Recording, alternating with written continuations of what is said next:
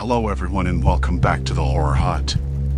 Before you drift off, it would be a nice idea if you could leave a comment to let me know where you are listening from. Please don't forget to give the video a like and subscribe to the channel. Right, let's get comfy and relaxed, and let's begin.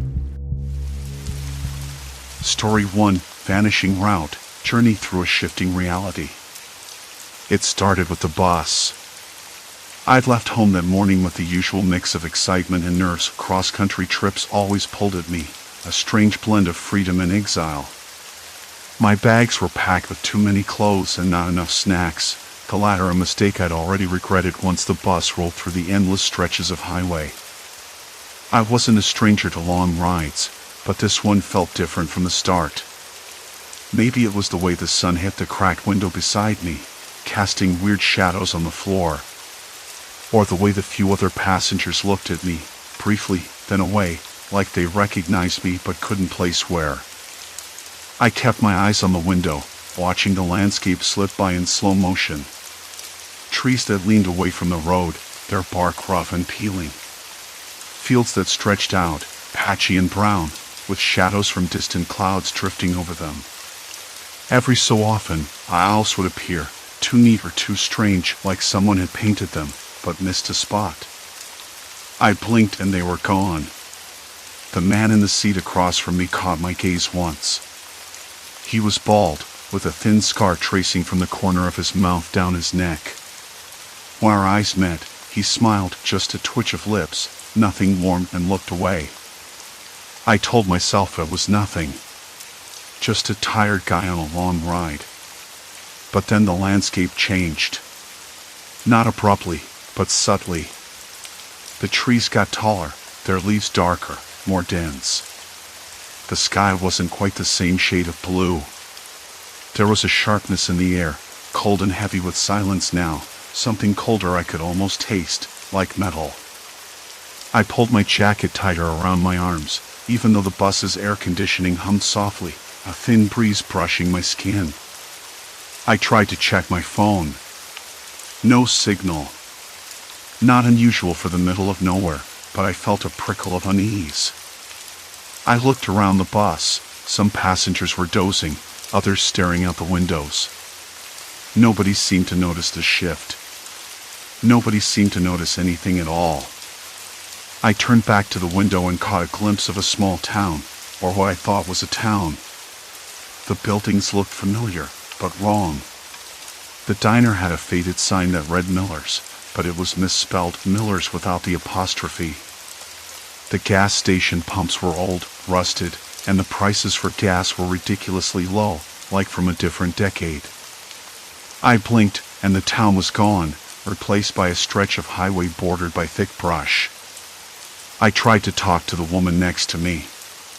She had a scarf wrapped around her neck, her eyes hidden behind oversized sunglasses even though the sun was dipping behind the horizon. "Excuse me," I said, "do you know where we are?" She shrugged lightly, not removing the glasses. "Somewhere between here and there," she said, voice low, almost dismissive.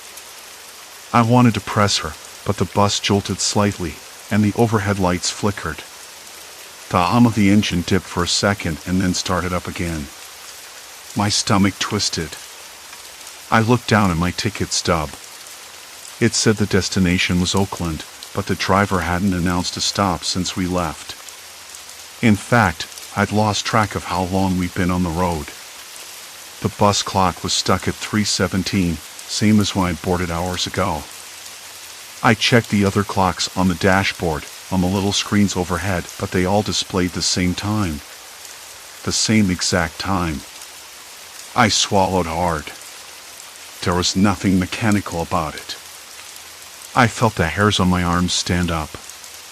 Maybe it was just a glitch, a power outage, or some quirk of the bus's aging electronics. I told myself that. I wanted to believe it. The driver was a woman, middle-aged, with a tired face and a sharp bob that didn't quite hide the worry in her eyes. She glanced in the rearview mirror, catching my look. I thought she might say something reassuring, but she just nodded slightly and turned her attention back to the road. The bus's interior lights flickered again, and the windows suddenly steamed up, blurring the outside world. I wiped at the glass, leaving a streaky handprint, but the condensation didn't clear. The air smelled different now, like wet asphalt and something faintly metallic, like blood, but I pushed that thought away. I wanted to believe I was imagining things. I tried to focus on the passengers again. There was a young woman a few rows ahead, her fingers tapping nervously against the armrest. A man with a baseball cap asleep beside the window, but the cap was old, frayed, with the logo peeling off. Another woman, elderly, clutching a worn leather purse that looked like it had seen better decades. They all seemed detached, as if they were waiting for what, I didn't know. The bus rolled past a billboard advertising a car dealership. The slogan was half peeled and faded, "Drive into tomorrow." I blinked and the words changed, just for a moment, to "drive into yesterday." I shook my head. I must be tired. I tried to sleep, but the bus felt too alive, too watchful. The steady rattle of the tires on the pavement was hypnotic, but the patterns of light and shadow crawling over the seats made it impossible to relax. Every time I closed my eyes, I heard whispers, just the wind outside, I convinced myself. But when I opened them, nobody else seemed to hear anything. The strangest thing was how no one talked about where we were or how long we'd been traveling. The driver never mentioned a stop. The passengers didn't ask. It was as if we were all pretending the journey never had a beginning or an end. I pulled out a notebook from my bag and started writing down observations, trying to anchor myself. The date, the time, the bus number, the license plate. I wanted to prove to myself I was awake, that this was real. A man in a dark jacket got up to stretch his legs and passed by my seat. He smiled, a quick, tight expression, and said, "Long ride, huh?" "Yeah," I said. "Do you know how much longer?" He shrugged and glanced out the window. "Not sure. Seems like we've been moving forever." I nodded, suddenly aware of how dry my mouth was. I sipped some lukewarm water from my bottle. The bus curved onto a narrow road lined with tall fences topped with barbed wire. I frowned. I hadn't seen any fences like that before on this route. The landscape outside was suddenly barren, dusty, with scrub brush and cracked earth. The sky was a dull gray, the sun hidden behind thick clouds that looked heavy with rain. The man who had spoken to me returned to his seat but kept glancing around like he expected someone to follow him. I looked at my reflection in the window. My face was pale, eyes wide, hair mussed from the bus's stale air and the restless hours. I blinked and caught a movement behind me in the mirror. Someone was watching. I turned my head quickly, but the seat behind me was empty. The bus jolted again, harder this time, sending a ripple through the passengers.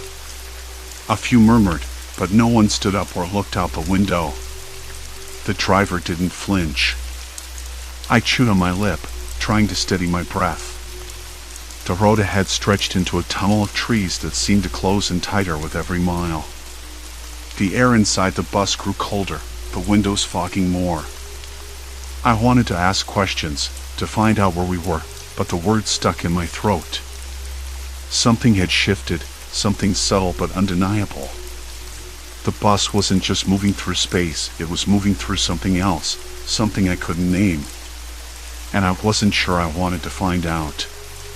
The door stayed locked. The driver's eyes never left the road. The passengers stared forward. The eyes in the mirror didn't blink. I swallowed hard and forced myself to turn around. It was a woman sitting 2 rows behind me, her face half hidden by a loosely wrapped scarf despite the bus's heating blasting full throttle. Her gaze was steady, unblinking, like a cat's before it pounces. I caught the faintest twitch at the corner of her mouth, something almost like a smirk. Then she looked away, staring out the window as if nothing had happened. I rubbed my neck and tried to settle the prickling skin. The sudden chill wasn't from the cold air. I glanced back to the window. The fence was still there, stretching on and on, the barbs glinting dully in the gray light. I'd never seen this stretch of nothingness before. Not on any map, not in the travel app that I'd obsessively checked every couple of hours since the bus pulled out of the station. That app, with its flashing blue dot and calculated arrival times, had stopped updating hours ago, frozen in some kind of limbo. I looked back at the woman. Her name tag, pinned crookedly to her coat, read Mara. I didn't want to ask why she was watching me, but the unease in my chest wouldn't let me be. I slid out of my seat, trying to seem casual, and moved toward the back of the bus. The other passengers were scattered, some asleep, some staring out their windows, others fiddling with phones or books. But none of them met my gaze. It was like they were all carrying their own private secrets, locked away behind tired, wary eyes. I sat next to Mara. She didn't say anything right away. The hum of the bus engine and the soft rattle of tires on uneven pavement filled the silence. Outside, the landscape was shifting again. The cracked earth gave way to a stretch of scrubby pine trees, dark and skeletal. The sky had turned a deeper shade of charcoal, the clouds pressing low. The air inside the bus smelled faintly of stale coffee and something metallic, maybe the brake fluid leaking from the bus's aging systems. It made my stomach churn. "Do you know where we are?" I asked, trying to keep my voice steady. Mara's eyes flicked to mine, sharp and unreadable. "Does it matter?" I wanted to say yes, but the question caught in my throat. I shook my head. "No, I guess. But we're not on the route I expected." She snorted, a dry sound that didn't quite reach her eyes. "No one remembers the route anymore. That's part of the problem." I frowned. "What do you mean?" She leaned in just a little, lowering her voice. "You ever notice how the scenery changes? Not just the usual stuff, I mean subtle things. The same road, but signs flipped around, towns that don't exist, people who don't remember where they came from. It's like we're moving in circles, but no one's admitting it." Her words sent a shiver down my spine. I wasn't imagining the fences, the strange stretches of land that made no sense. The bus's route had become a maze, and everyone was trapped inside it. "Have you talked to anyone else about this?" I asked. Mara shook her head. "Most don't want to believe it. They think it's just fatigue or stress. Or they tell themselves it's nothing, just a long trip. But I've been paying attention. I've been keeping notes."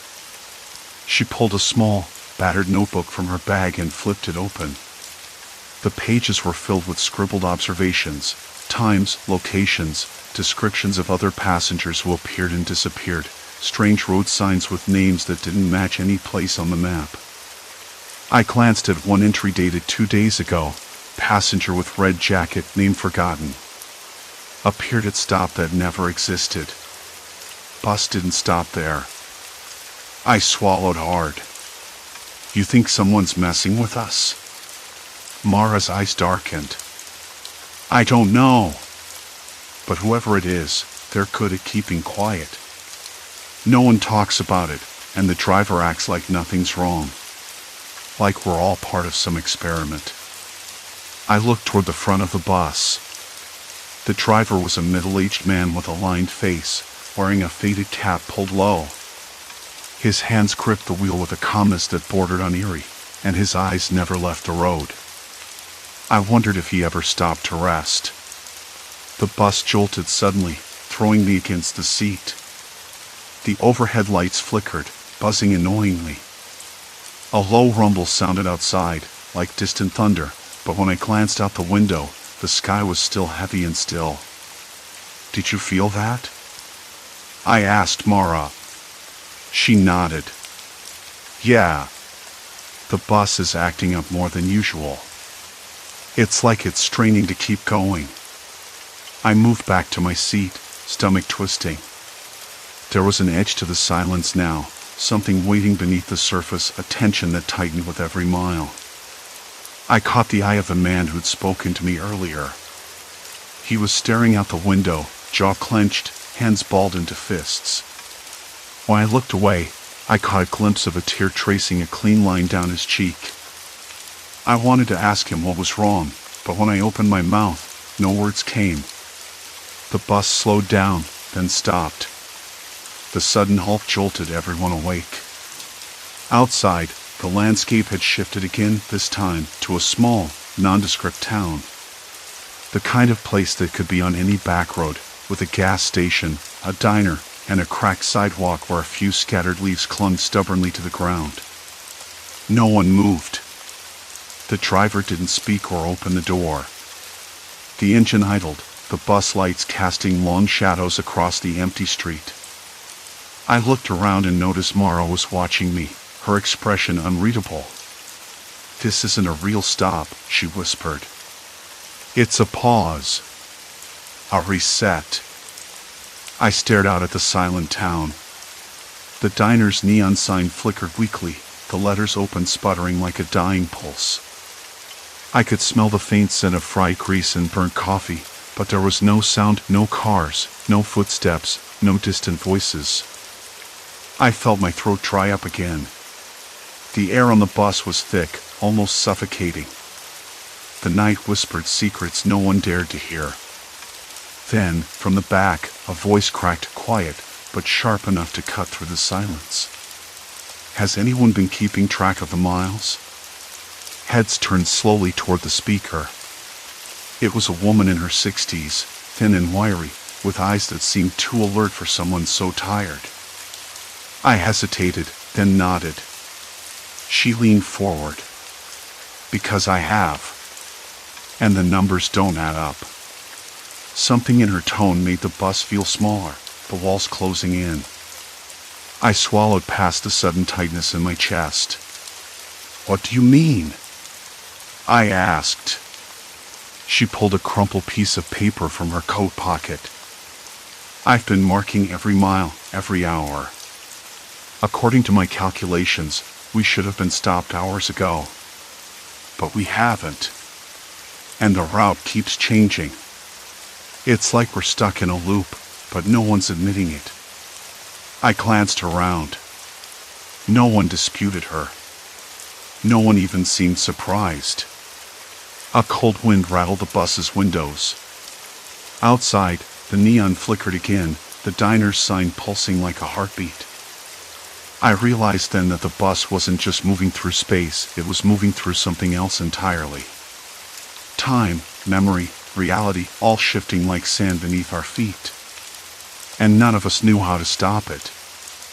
I clutched my notebook tighter, the pages suddenly feeling too heavy in my hands. Mara caught my eye again and nodded. "We need to figure out what's going on before this ride ends, or before it never ends at all." The bus sat silent, engine humming low, like it was holding its breath. Outside, the diner's neon sign sputtered on and off, casting a sickly glow through the grimy window. I could almost taste the stale grease in the air, cold and heavy with silence, mixed with a faint trace of burnt coffee. But there was no steam rising from a mug, no clatter of dishes, no footsteps on cracked pavement. Just the occasional whistle of wind skimming past the empty street. Trust me, I was there. Mara didn't take her eyes off me. Her voice was barely above a whisper when she said, "This stop isn't real. It's a reset. Like a glitch in the system." I wanted to argue. To say a bus trip was just a bus trip. But the way the landscape shifted every time we moved, how the people around me changed like actors swapping roles, there was no denying it wasn't ordinary. I rubbed my hands over my face, the rough fabric of my jacket scratching my skin, and tried to steady my breathing. The air inside the bus was stale, heavy, and I could almost feel it pressing down on my chest. Then the driver's voice cracked through the silence. It was low, uneven, like he'd been holding something back. "Nobody leaves," he said. I blinked. The others shifted, too, as if they'd been waiting for him to say something, anything. His eyes stayed fixed on the road ahead, but I caught a flicker of something in his face. Resignation? Fear? I wasn't sure. The bus jerked forward slightly, then stopped again. "No one leaves," he repeated, and this time his voice was colder, more certain. I swallowed hard. "What do you mean?" "We can get off, right? It's just a bus ride." Mara's gaze darkened, and she leaned closer. "That's what I thought, too. But every time someone tries, it's like the bus just won't let them. Not really. The doors won't open, or they forget why they wanted to leave. It messes with your head." I looked at the emergency exit door, its red handle dull under the flickering lights. It was locked tight. I tried pulling it, but it didn't budge. A sharp metallic scent like rust and burnt rubber filled my nostrils, making me flinch. I realized then I'd been holding my breath. The other passengers were quiet, some staring out into the darkened town, others clutching their bags a little tighter, their faces slack and pale. A woman in the back wiped at her eyes, then quickly looked away when she caught me watching. A kid fiddled with a broken headphone cord, his fingers trembling. The bus wasn't just a bus anymore. It was a cage. I pressed my back into the cold window and tried to piece it together. Every mile, the scenery changed. People came and went as if on cue, but no one remembered where we started. No one knew where we were headed. And now, the driver said no one leaves. My hands trembled more than just from cold, and I could taste iron on my tongue. I swallowed again, harder this time. So what happens if we try to get off? Or if we just walk out that door? Mara shook her head. I don't know. No one succeeded. Some say the bus resets the whole trip, erases memories, puts you back at square one. Others think it's some kind of psychological trap, like we're all stuck in someone else's nightmare. I wanted to laugh, but the sound caught in my throat. Who would do that? And why? The driver finally turned his head, his eyes dull and tired. It's not about them. It's about us. I frowned. What does that mean? He didn't answer, shifting his gaze back to the road. The headlights cut through the night, illuminating nothing but endless black. The bus rolled forward again, slow and deliberate. That's when it hit me. The bus wasn't moving toward a place. It was moving away from freedom.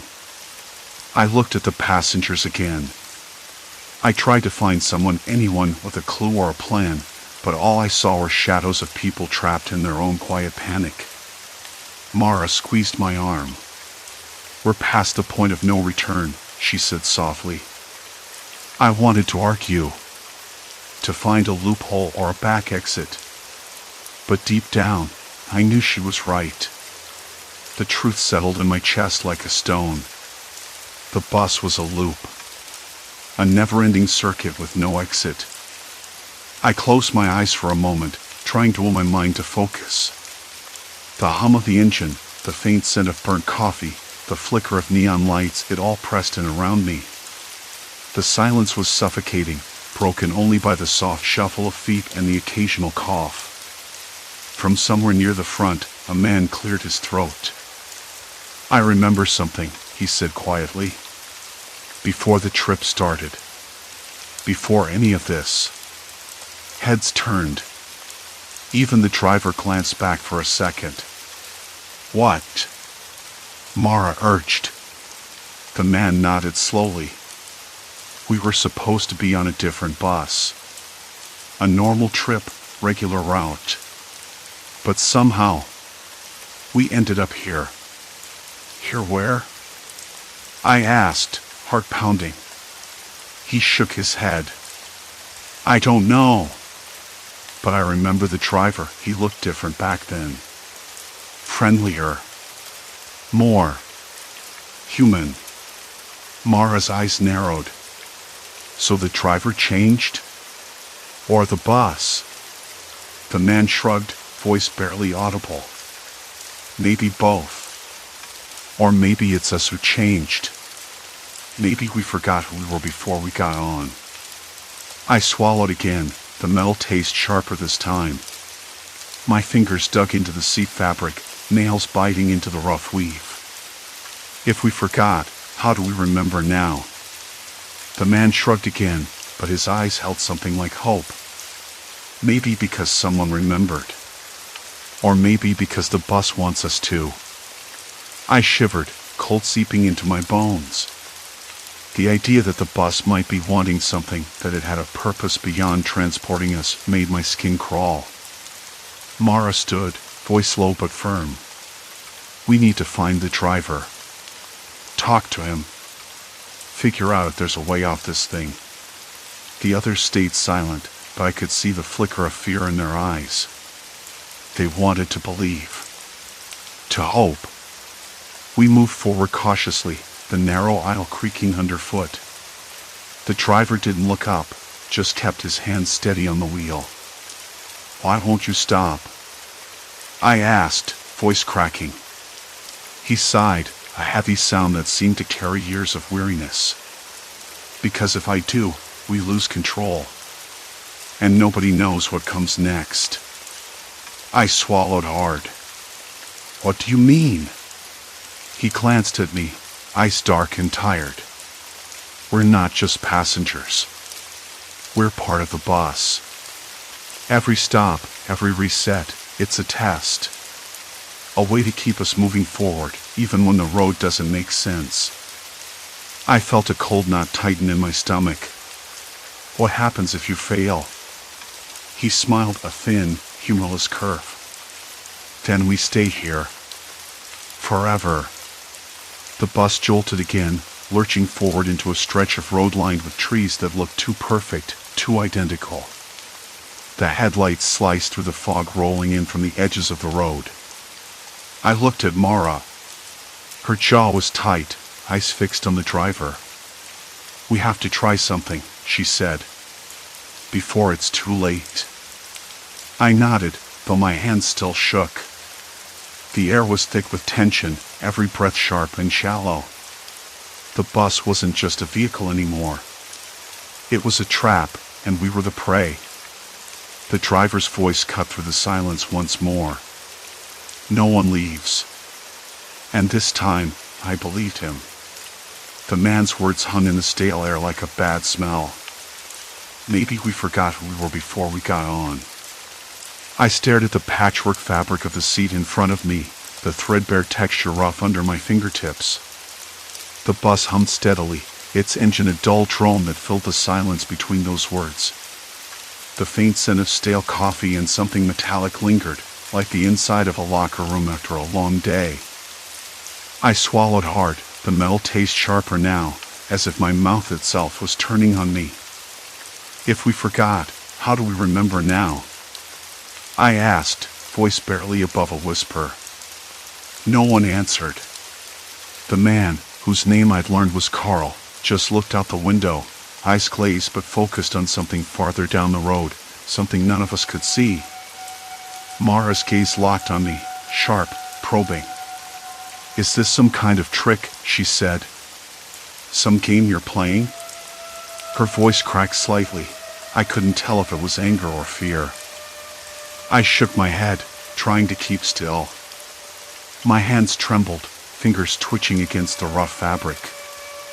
I felt exposed, like the bus had suddenly become a glass box and we were all trapped inside it, sliding deeper into some kind of nightmare we couldn't wake from. The bus jerked slightly, a shudder that ran through the floor and up my spine.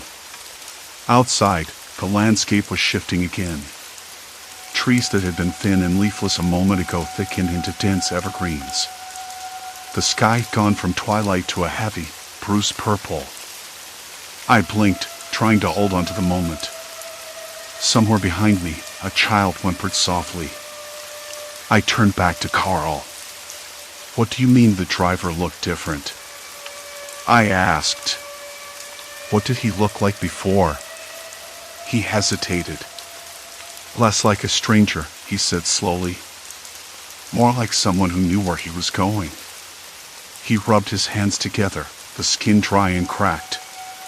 "Now, he's mechanical. Like the bus itself. No expression. No change."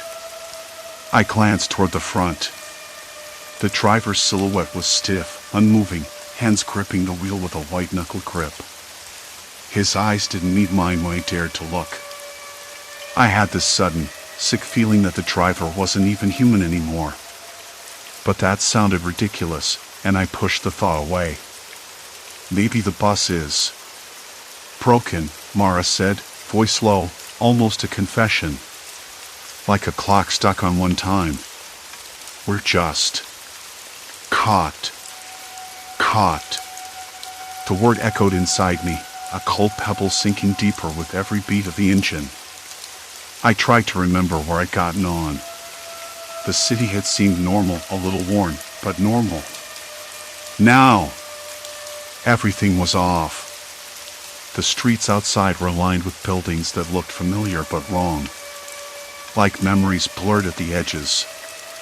I looked at the other passengers, scanning faces for something, anything solid. A shared memory, a clue. But they were all just shadows. Hollow eyes. Empty smiles. Or worse, blank expressions that didn't even pretend to care. The bus groaned as it took a sharp turn. The lights flickered. A cold draft slipped through the cracked window near the back, carrying the faint smell of wet asphalt and gasoline. I pulled my jacket tighter, a futile shield against the creeping chill. "Do you think anyone's trying to keep us here?" Carl's voice was almost a whisper, but it cut through the noise. "Like it's intentional?" I wanted to say no. I wanted to believe this was some kind of terrible accident, a series of bad luck and confusion. But the pieces weren't adding up. The driver's blankness, the changing scenery, the passenger's forgetfulness, it felt orchestrated, like we were all part of a twisted experiment. "Maybe," I said. "But who? And why?" Mara leaned forward, elbows on her knees. "And what if there's no way out?" The thought hit me like a punch. No way out. I swallowed hard, my throat suddenly dry. The bus took another curve, and the windows fogged over, blurring the outside world into a smear of dark shapes and neon streaks. I closed my eyes for a moment. The hum of the engine, the soft shuffle of feet, the occasional cough, it was all I could hold on to. A sudden movement jolted me upright. From the row ahead, a woman I hadn't noticed before stood up abruptly. Her eyes were wide, frantic. "We should stop," she said, voice shaking. "We have to get off. Now." "Where?" Mara snapped. "There's nowhere to go. The driver won't stop." The woman's gaze flicked toward the front, then back to us. I saw the driver talking to someone. Not one of us. Her breath came out in quick, ragged bursts. Someone in a uniform. He wasn't supposed to be here. I felt the room tilt inside me. A uniform? What kind? She shook her head. "I don't know." Bad light. But it wasn't the driver's usual look. The bus creaked again, lights flickering as if struggling against some unseen force. The air thickened. I could taste the tension, bitter and sour. "Do you think the driver's working with someone?" Carl asked, voice grim. The bus hummed along the cracked highway, its engine a low, steady drone that pressed against my skull like a dull ache. Outside, the landscape stretched out in the same monotonous rhythm, scraggly trees, patches of dry grass, a few scattered houses with chipped paint and sagging porches. I stared at the window, watching the world blur by, but the familiarity was a lie. I knew it now. Nothing was what it seemed. Every mile felt like a repetition, every face a mask. I rubbed my arms, cold despite the thin blanket wrapped around my shoulders. The air inside the bus grew stale, smelling faintly of worn leather and something sour, old sweat or forgotten lunches. The lights flickered unevenly overhead, casting shadows that danced just beyond the edge of my vision. I blinked hard, trying to clear the fog in my mind. The bus wasn't just moving through space, it was moving through some kind of loop, a trap I couldn't escape. I glanced at the other passengers. Some were asleep, heads resting awkwardly against windows or each other. Others stared blankly ahead, as if waiting for something, anything, to break the endless circuit. But no one spoke about it. No one remembered where we'd started. No one knew where we were headed. Even the driver was a ghostly figure, eyes fixed on the road, lips pressed into a thin line. I swallowed hard and stood, the bus swaying beneath my feet. I needed to talk, to shake someone out of this fog. I moved toward the back, where a woman with tired eyes was sitting alone. She looked up as I approached, her mouth parting slightly, but she said nothing. "Do you know," I began, my voice rough and uncertain, "where we are? Where this bus is going?" She shrugged, her fingers tightening around the strap of her purse. "I don't know. I don't remember getting on. I just woke up here." A chill ran down my spine. Me too. I've been trying to figure it out, but every time I think I have an idea, the scenery changes. The people change. It's like we're stuck. Her eyes flicked toward the window, where the world outside had shifted again. The trees were taller now, the sky a dull gray rather than the pale blue from earlier. "I thought I was losing my mind," she whispered. "Maybe we all are." I nodded slowly, feeling the weight of her words settle around me. We were prisoners of something human, something unseen but relentless. Not ghosts or spirits, but people, maybe those who drove this bus, or those who planned this endless journey. The thought made my stomach churn. I sank back into my seat, the worn fabric rough against my skin. The hum of the engine filled the silence. Then, faintly, I heard it, a voice, low and hesitant, coming from the front. I turned, squinting against the flickering light. "Hey!" It was the driver, his voice cracking through the quiet. I don't know how to say this, but maybe you're right.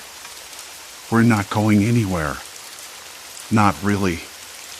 The bus fell still, the engine's hum fading like a dying breath. Passengers stirred, eyes wide, breaths held. "I've been driving for hours, days maybe. I can't tell." His hands gripped the wheel so tightly they turned white. I thought it was just me losing it. But it's not. It's all of us. A ripple of murmurs spread through the bus, disbelief, fear, something raw and exposed. For the first time, the barriers between us cracked.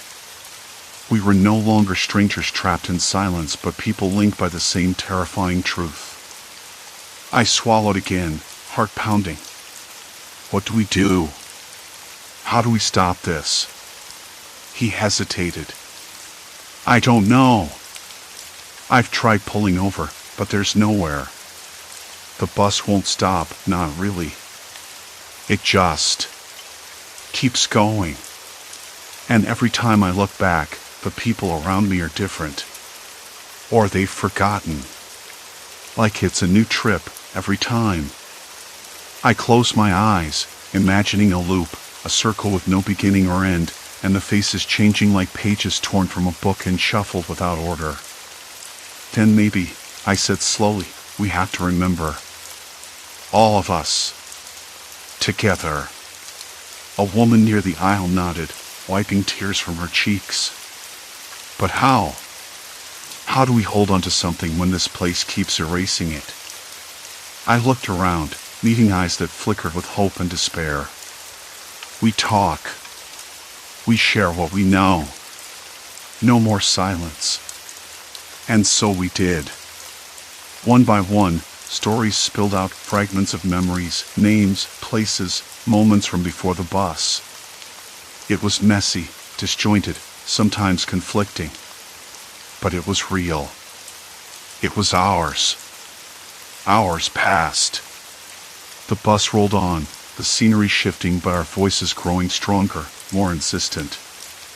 We made a pact, a fragile promise to hold on to each other's stories, to remind one another of who we were and why we mattered. To fight the erasure with memory. At some point, the dawn cracked open outside, pale light spilling across the horizon. The driver glanced at me, a tired but genuine smile breaking through his weariness. Maybe this is the start of something. I nodded, feeling something I hadn't in a long time, a flicker of hope. The bus was still moving. The road was still endless. But maybe, just maybe, we weren't alone anymore. I settled back into my seat, the rough fabric scratching my skin but grounding me in the present. The scent of coffee from a thermos nearby curled in the air, mingling with the faint smell of rain on the windows. A distant dog barked. The world was still out there, somewhere beyond the glass and steel. And for the first time, I believe we could find it again. Find a way off this looping nightmare. Together. Story 2, Frozen Veil, Isolation Shifting Grip. The first night in the cabin was colder than I expected.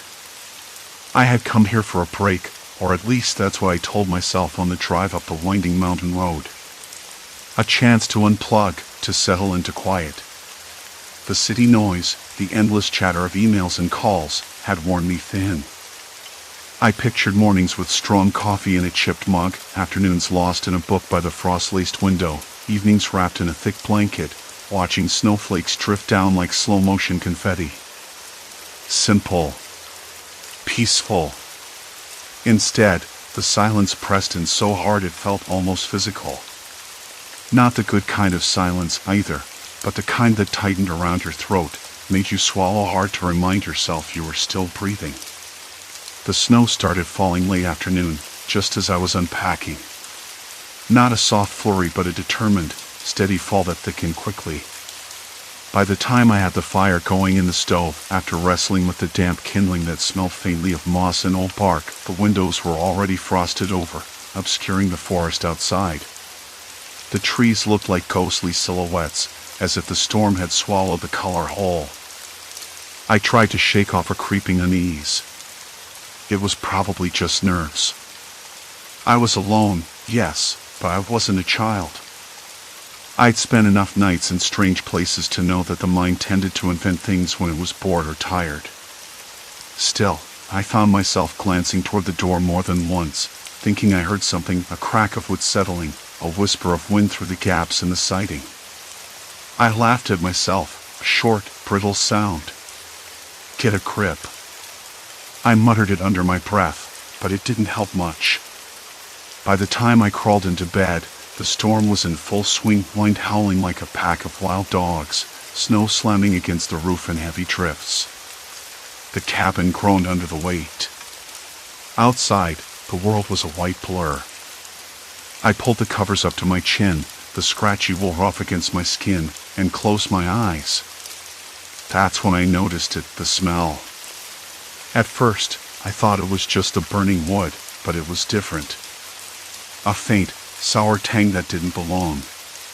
Like something damp and decaying, buried beneath the fresh pine scent. I sat up, heart quickening, and listened. Nothing. Just the wind. I told myself it was silly. Maybe a forgotten log, wet and rotting in the firebox. I didn't want to think about mice or anything worse crawling around in the walls.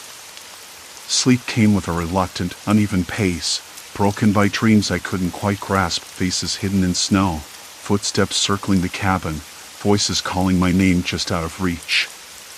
When I woke, everything was quiet again. The storm had softened to a gentle hiss. Morning light filtered weakly through the thick frost. I opened the curtains to a world I didn't recognize. The snow had swallowed the path I'd walked the day before. The trees seemed shifted somehow. Not in a dramatic way, but subtle. The big pine that I was sure stood to the left of the cabin was now closer to the right. Branches that had been bare were suddenly heavy with snow. I blinked, rubbed my eyes. Maybe I'd gotten turned around. It was still early, after all. I made coffee and tried to focus on the mundane, the bitter taste of the first sip, the warmth of the mug against my palms. I flipped through the small binder of emergency instructions left by the previous tenant, noting the phone numbers and the nearest town, just in case. But the number for the town had a digit missing. I stared at it longer than I should have. How could that be? Maybe a misprint. I jotted it down, then cross-checked it with the note stuck to the fridge. That one was different, too. The address was incomplete, the street name smudged beyond legibility. I frowned. I had to be imagining things. Still, a gnawing suspicion settled into my chest. Later, I bundled up to check the perimeter. The snow was soft and deep, muffling my footsteps. I followed what I thought was the trail back to the road, but the forest seemed to twist around me, paths I was sure had led one way now bending unexpectedly. A small cairn of stones I built near a tree the first day was nowhere to be found. I stopped and looked around. The trees stood motionless, their heavy branches dripping snow like cold, white tears. A distant bark echoed faintly, but it was too far to be comforting. I felt a prickle of awareness crawl under my skin. When I returned to the cabin, I noticed the lock on the door. It wasn't damaged, nor forced, but the bolt was slightly ajar, as if someone had been inside. I shook my head, telling myself I must have forgotten to slide it fully closed. Inside, the sour smell had returned, stronger now. I moved through each room, checking doors and windows. Nothing else seemed out of place. The stove still warm, my boots by the door. I even tested the phone again, no signal. I sat on the edge of the threadbare couch, wrapping my arms around myself. The silence pressed in again, thicker than before. This time it felt deliberate, like the cabin was holding secrets close to its chest. I found myself wondering if I'd actually been alone here at all. Footsteps. No, just in my head. I tried to call my sister when I finally got some weak signal on my phone, but the call dropped after a few rings. Must be the weather, I muttered. I couldn't shake the feeling that someone or something was watching. Not from the shadows, but from just beyond them. Waiting. The wind rattled the window panes and I pulled the curtains tight, but the unease didn't ease. Instead, it settled deeper, like a weight pressing from behind my own eyes. And then I saw it. A single set of footprints leading away from the cabin, partially covered but unmistakably fresh. They started at the edge of the porch and disappeared into the thickening woods. I didn't hear anyone arrive. Silence.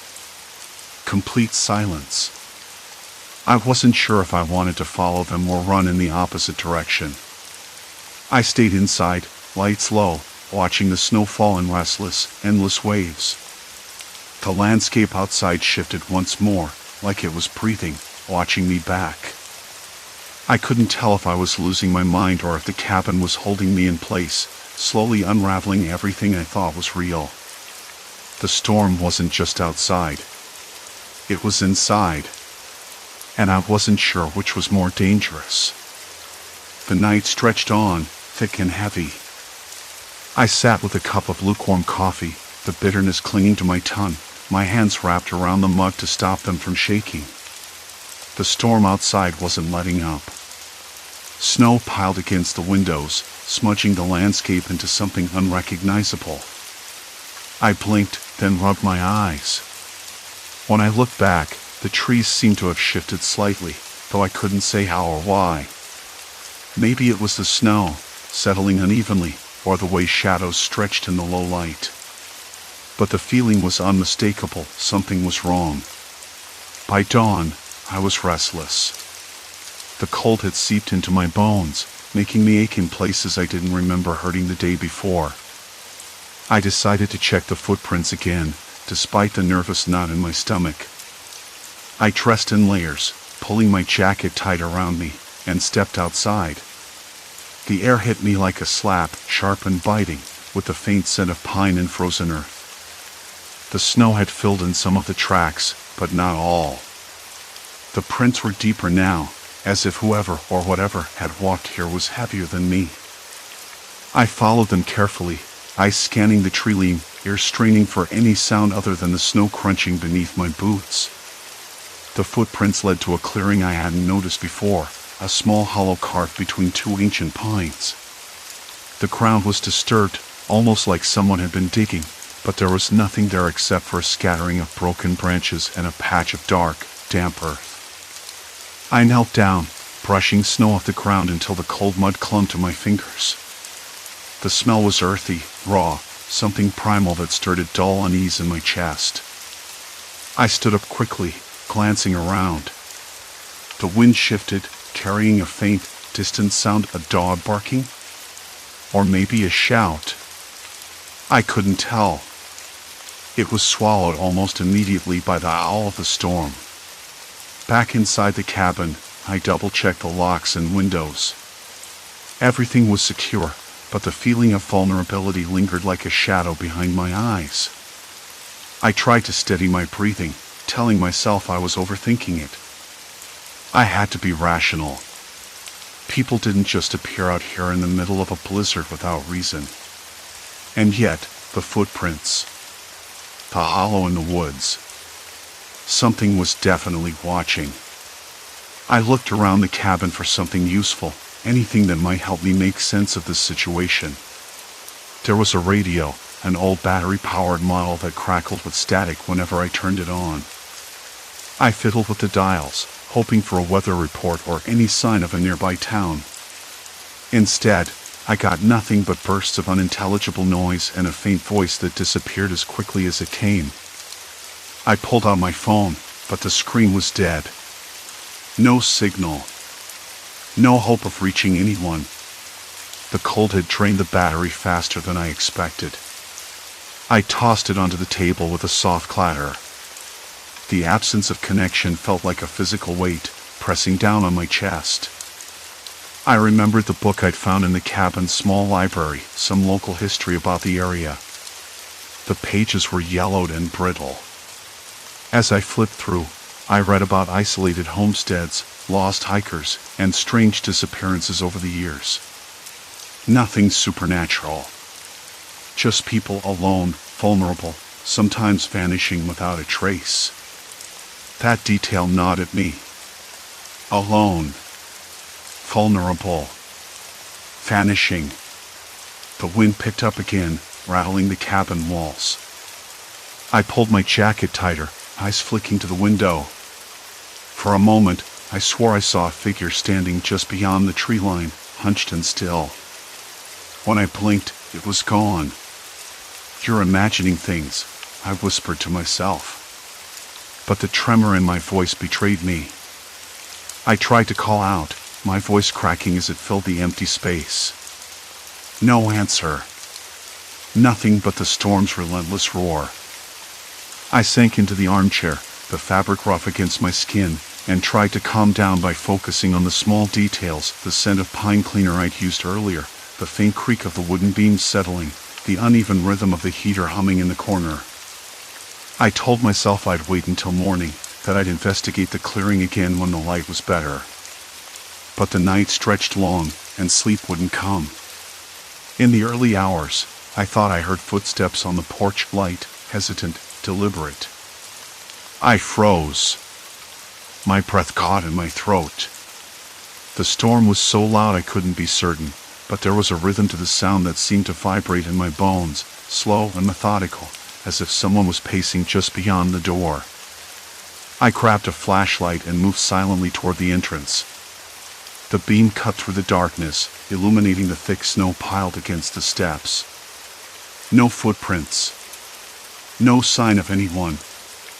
I stepped outside, heart pounding in my ears.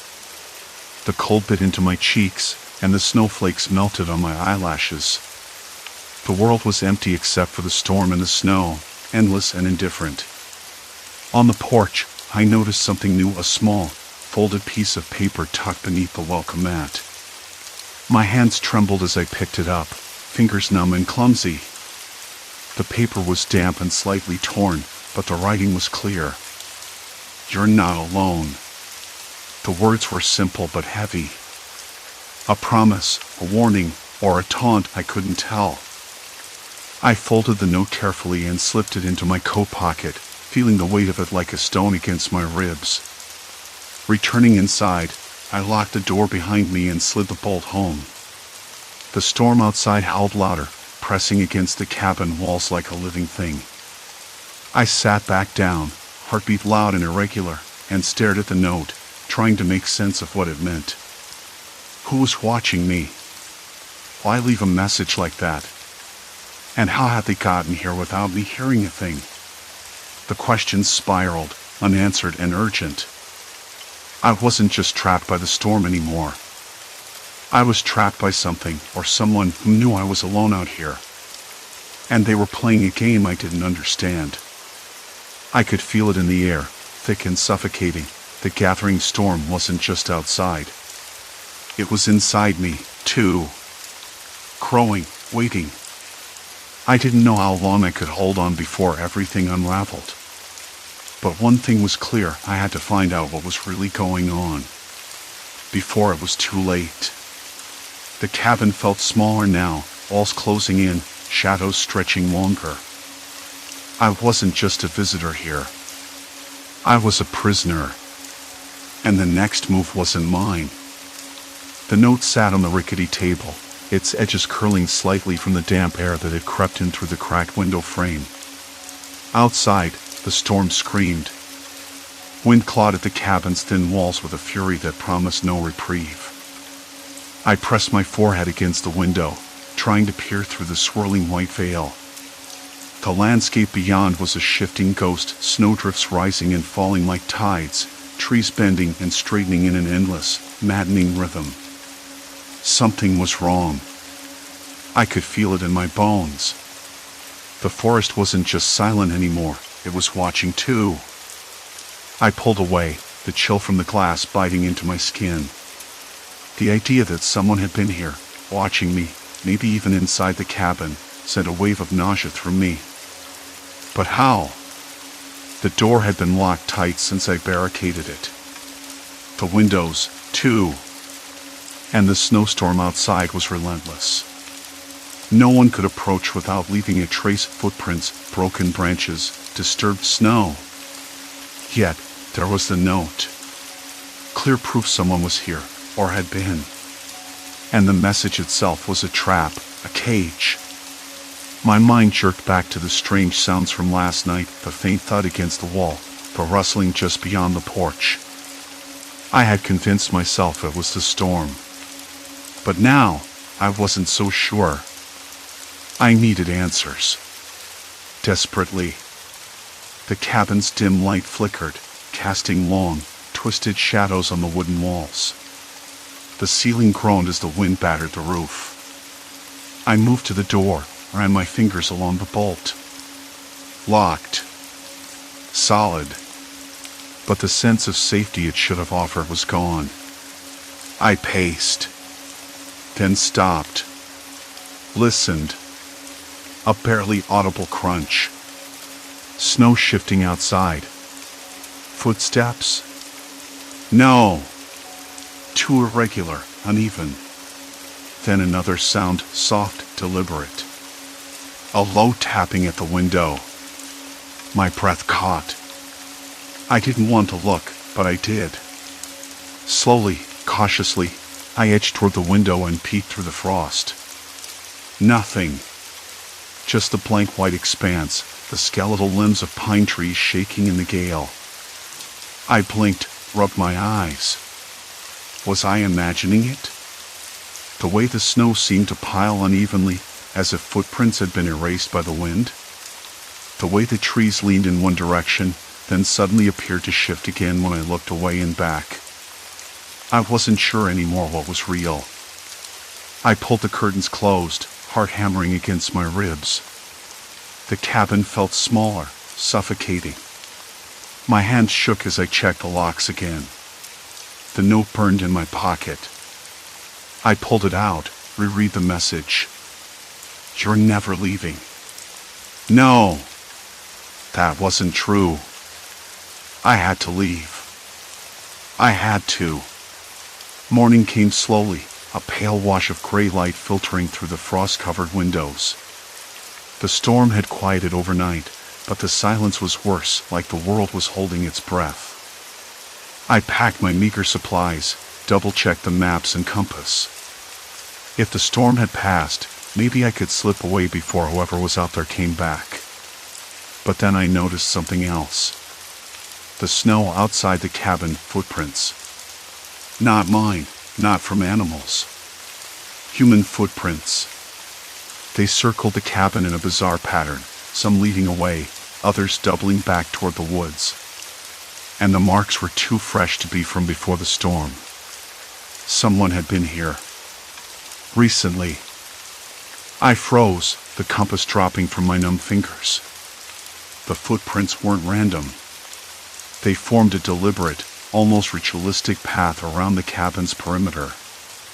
Like a warning. Or a trap. I wanted to call out, to scream, but my voice caught in my throat.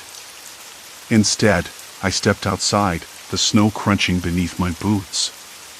The cold sliced through my jacket, sharp and immediate. I followed the trail, heart pounding, every nerve screaming. At the edge of the clearing, the footprints stopped abruptly. No sign of anyone else. Just the wind, whistling through the bare branches.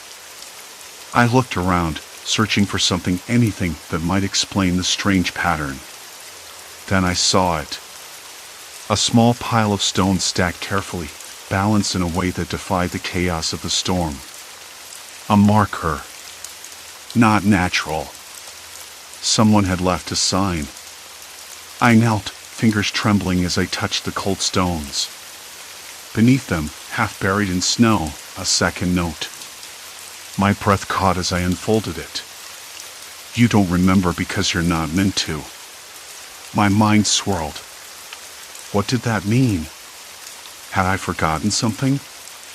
Was I losing my grip on reality? I looked back at the cabin. The door was shut tight, but I could swear I heard voices inside, whispers, barely audible, but there. Or maybe the wind had tricked me again. I was alone, wasn't I? Or had I ever been? The realization hit me like a punch to the ribs. I wasn't just trapped by the storm. I was trapped by whoever or whatever was out there. Someone who knew me, who knew how to mess with my head. I stepped back, the snow crunching under my boots louder than it should have. The cold seeped into my bones, but it was the creeping dread inside that made me shiver. There was no going back. No running from this. I had crossed some invisible line. Something had changed, and I could feel the weight of it pressing down, relentless and merciless. I reached the cabin door and slammed my shoulder against it. Locked, as always. The windows rattled in their frames. A shadow moved just beyond the glass. I spun around. Nothing. But I wasn't fooling myself. Not anymore. Inside, the cabin felt like a cage closing tighter. Outside, the storm was quiet now, but the threat was closer than ever. I was trapped. No way out. And now I knew why. The game had begun. And I was the only player. The question was how long I could keep playing before I lost the last pieces of myself. The cabin door groaned under the weight of the storm's silence, the snow having settled into a heavy hush outside, almost as if the world was holding its breath. I wasn't imagining it. Had to be someone. No, not just someone. Someone who knew the cabin, who knew me. Someone who'd been waiting. That thought settled over me like ice water, freezing my limbs and tightening my chest. I swallowed hard against the bitter taste in my mouth and stepped back, boots crunching loudly in the snow. The noise felt excessive, like a mistake, too loud for the stillness that had swallowed the woods whole. Inside the cabin, the air was stale, thick with the smell of damp wood and old smoke from the fireplace's last flicker. I flicked the switch for the overhead light.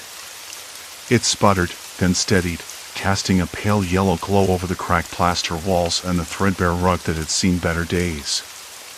The silence in here was different, less forgiving than outside. It pressed in on me, mocking the emptiness.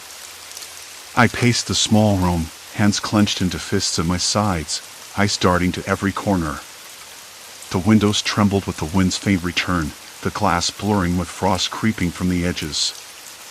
My mind replayed the earlier moment over and over, that shadow just beyond the doorframe, the way the snow had crunched too loudly, and the locked door that refused to budge.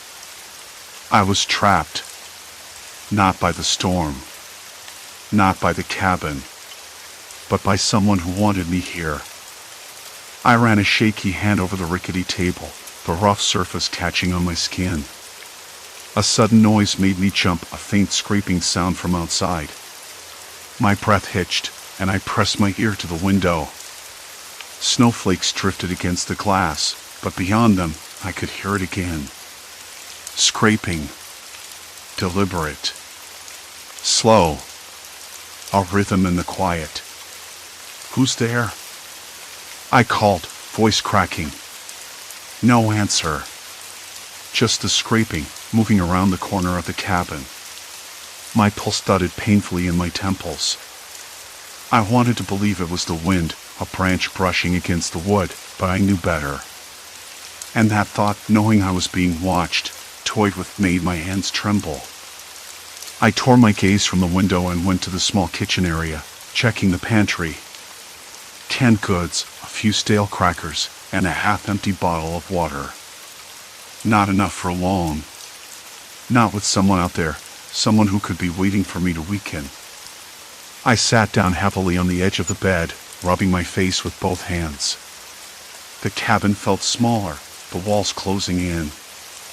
My thoughts scattered like the snowflakes outside, impossible to catch.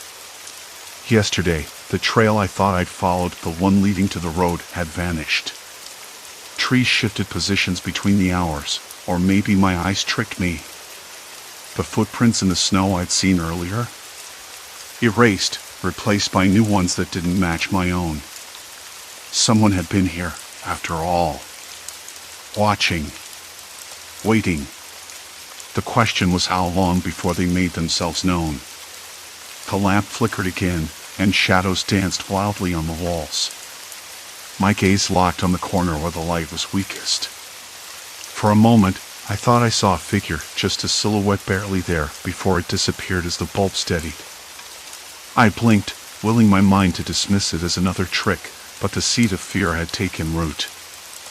I heard a low sound coming from the other side of the cabin, near the back door. A soft thud, then silence. I froze, listening. The storm outside had quieted, but inside, the cabin was alive with threats I couldn't see. I moved cautiously toward the door, every step sticky with dread. My hand hovered over the knob, hesitating. The lock was old, but it held. Whoever was out there couldn't get in, at least, not easily. I could use that knowledge to calm myself. Should. Instead, my fingers trembled so hard I almost dropped the flashlight I held. I clicked it on, the beam slicing through the darkness outside the small window and set in the door. Nothing. Just swirling snow and the skeletal branches of trees bent under the weight of ice. Then, a whisper. So faint I thought it was the wind at first. But no, it was a voice, low, deliberate.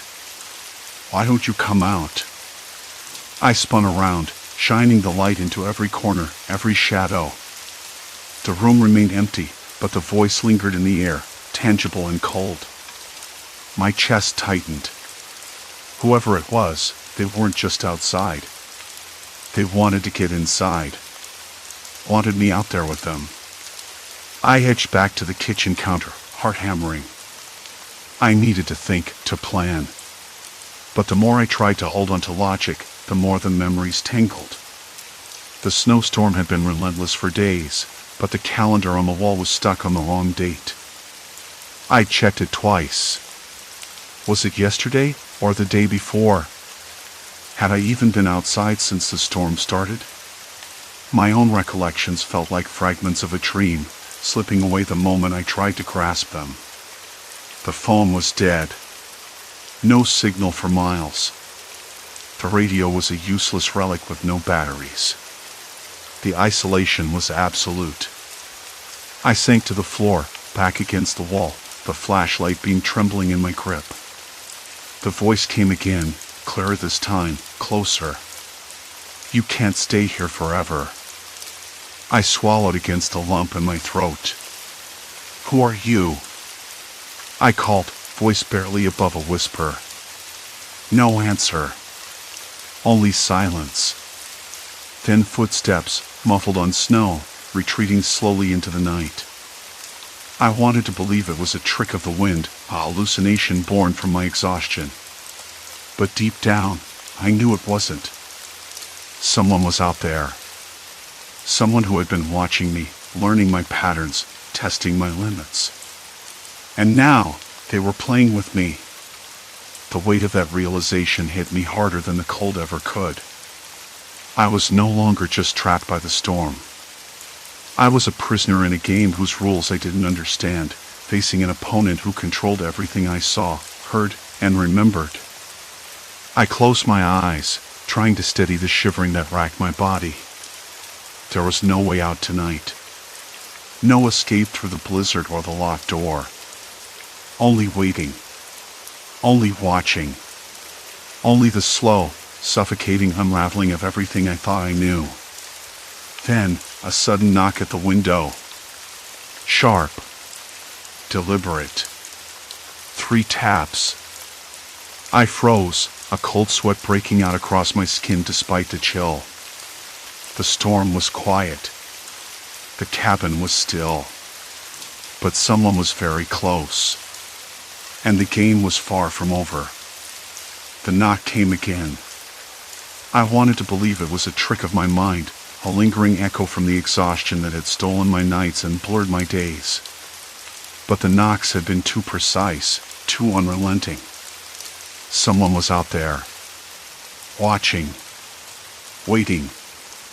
I backed away from the window, my breath fogging the cold glass. The cabin felt smaller than ever, the walls closing in with the weight of unseen eyes. The lock clicked again in my memory, the way it had been tampered with, the faint scratches around the latch. Someone knew this place as well as I did now. Maybe better. I sat down heavily on the edge of the battered armchair, the rough fabric scratching against my skin through the thin layers of my shirt. My hands trembled, fingers twitching as if reaching for something to steady me. The room smelled faintly of burnt wood and stale coffee, remnants of better days when warmth and comfort still meant something. Now, even the air seemed heavier. I considered calling out. "Who's there?" My voice cracked like dry branches breaking. Silence. Complete silence. The only sound was the occasional groan of the cabin settling against the wind's pressure. I told myself to breathe. In. Out. In. Out. The rhythm was a small anchor in the chaos swirling around my mind. But even as I tried to focus, memories shifted beneath me like quicksand. The trail I had found yesterday, was it really there? Or had I imagined the footprints leading away from the cabin? The notes taped to the inside of the door, were they mine, or someone else's cruel joke? I shook my head, trying to clear the fog.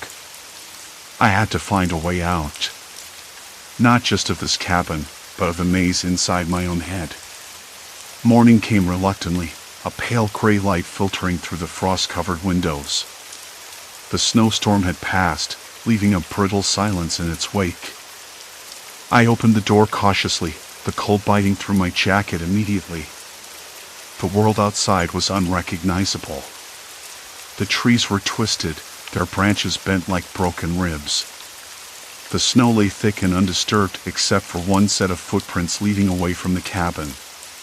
They were fresh, but unlike the trail I had followed before. These prints were larger, heavier, and they disappeared abruptly at the edge of the frozen creek. I followed them.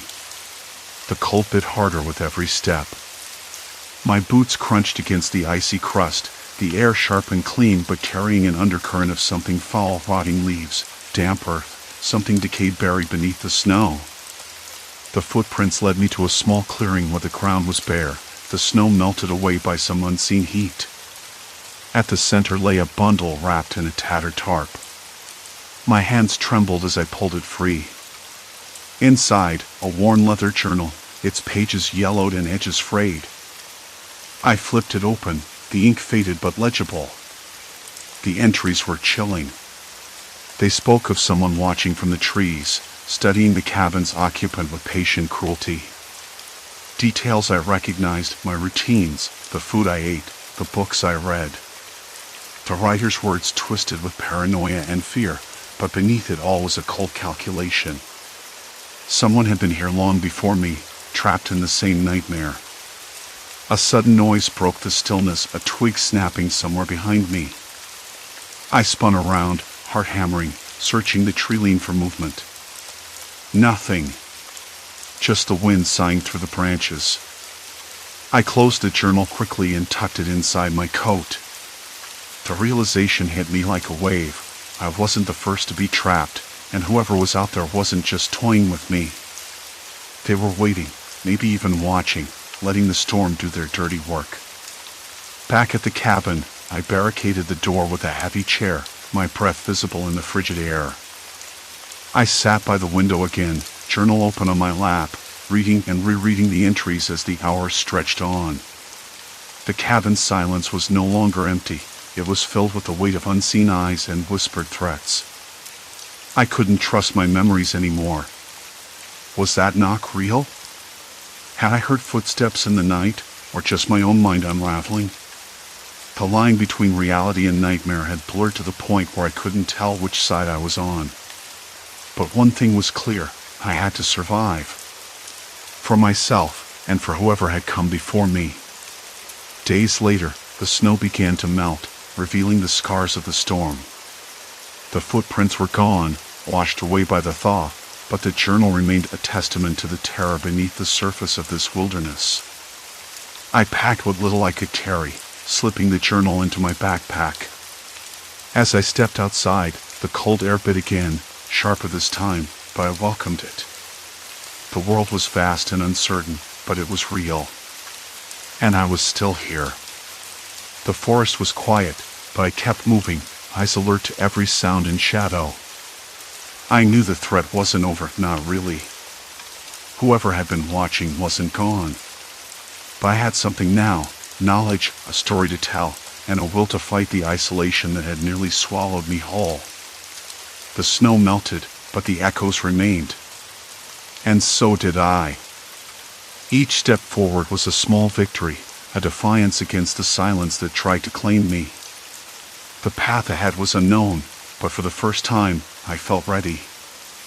Story 3, Fateful Fare, Hitchhiker Foretells Doom. I never thought a 15-minute detour on a Thursday evening could feel like the longest drive of my life. The highway was mostly empty, the kind of quiet that settles in when the sun's just gone down and the streetlights haven't quite caught up. I was heading home, windows down a crack because the air smelled like rain and dry grass, a weird mix, but oddly comforting. The low hum of tires on asphalt, the soft rattle of the dashboard, and a distant dog barking somewhere past the trees were the only sounds.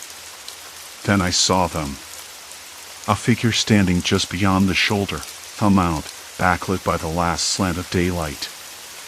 I slowed, glanced in the rearview mirror, and blinked. The person looked young, maybe mid-20s, wearing a worn gray hoodie pulled tight around their face, the hood shadowing sharp eyes that caught the light like they were waiting for me to decide something. I hesitated. It felt like one of those moments you replay later, wondering why you didn't keep driving, but I pulled over anyway. "Hey," they said, voice soft but clear.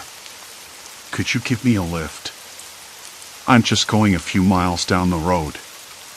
I glanced at the rearview mirror again, caught an odd flicker in their eyes, like they already knew something I didn't. Still, I unlocked the doors, the lock button clicking in the quiet car. "Sure. Hop in." They slid into the passenger seat without a word for a moment, the smell of damp wool and something faintly metallic clinging to them. I tried to ignore the way my skin prickled, the hair at the back of my neck standing just a little too straight.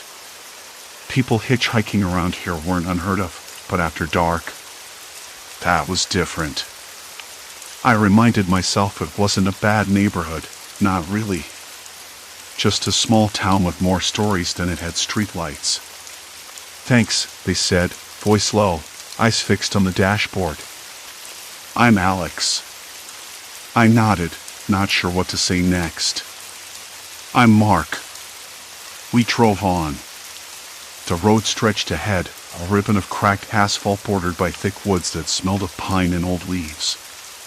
The car's heater ticked in with a soft beep, fogging the windows slightly. Outside, the sky was deepening into navy, the first stars poking through. "So," I started, "what brings you out here tonight?" Alex shrugged, their eyes flicking to the side, catching mine in the mirror. "Just trying to get home." "You?" "The usual. Work, then home. Nothing exciting." They chuckled quietly, a sound that didn't quite reach their eyes. "Yeah, me too. Except, I guess my home's a bit further than you think." I glanced over. "Oh." They nodded slowly, as if weighing whether to say more. "I'm moving soon. Something big's coming. Sounds impossible, but it happened. Things won't be the same after." I frowned, brow furrowing. "What do you mean?" Alex leaned back, hands in their lap. "There have been a few incidents lately, small ones, but they're signs. Like cracks in the pavement before an earthquake." I know it sounds crazy. I shook my head, a little unease settling in my stomach. "I don't follow. Listen." Their voice dropped to a whisper.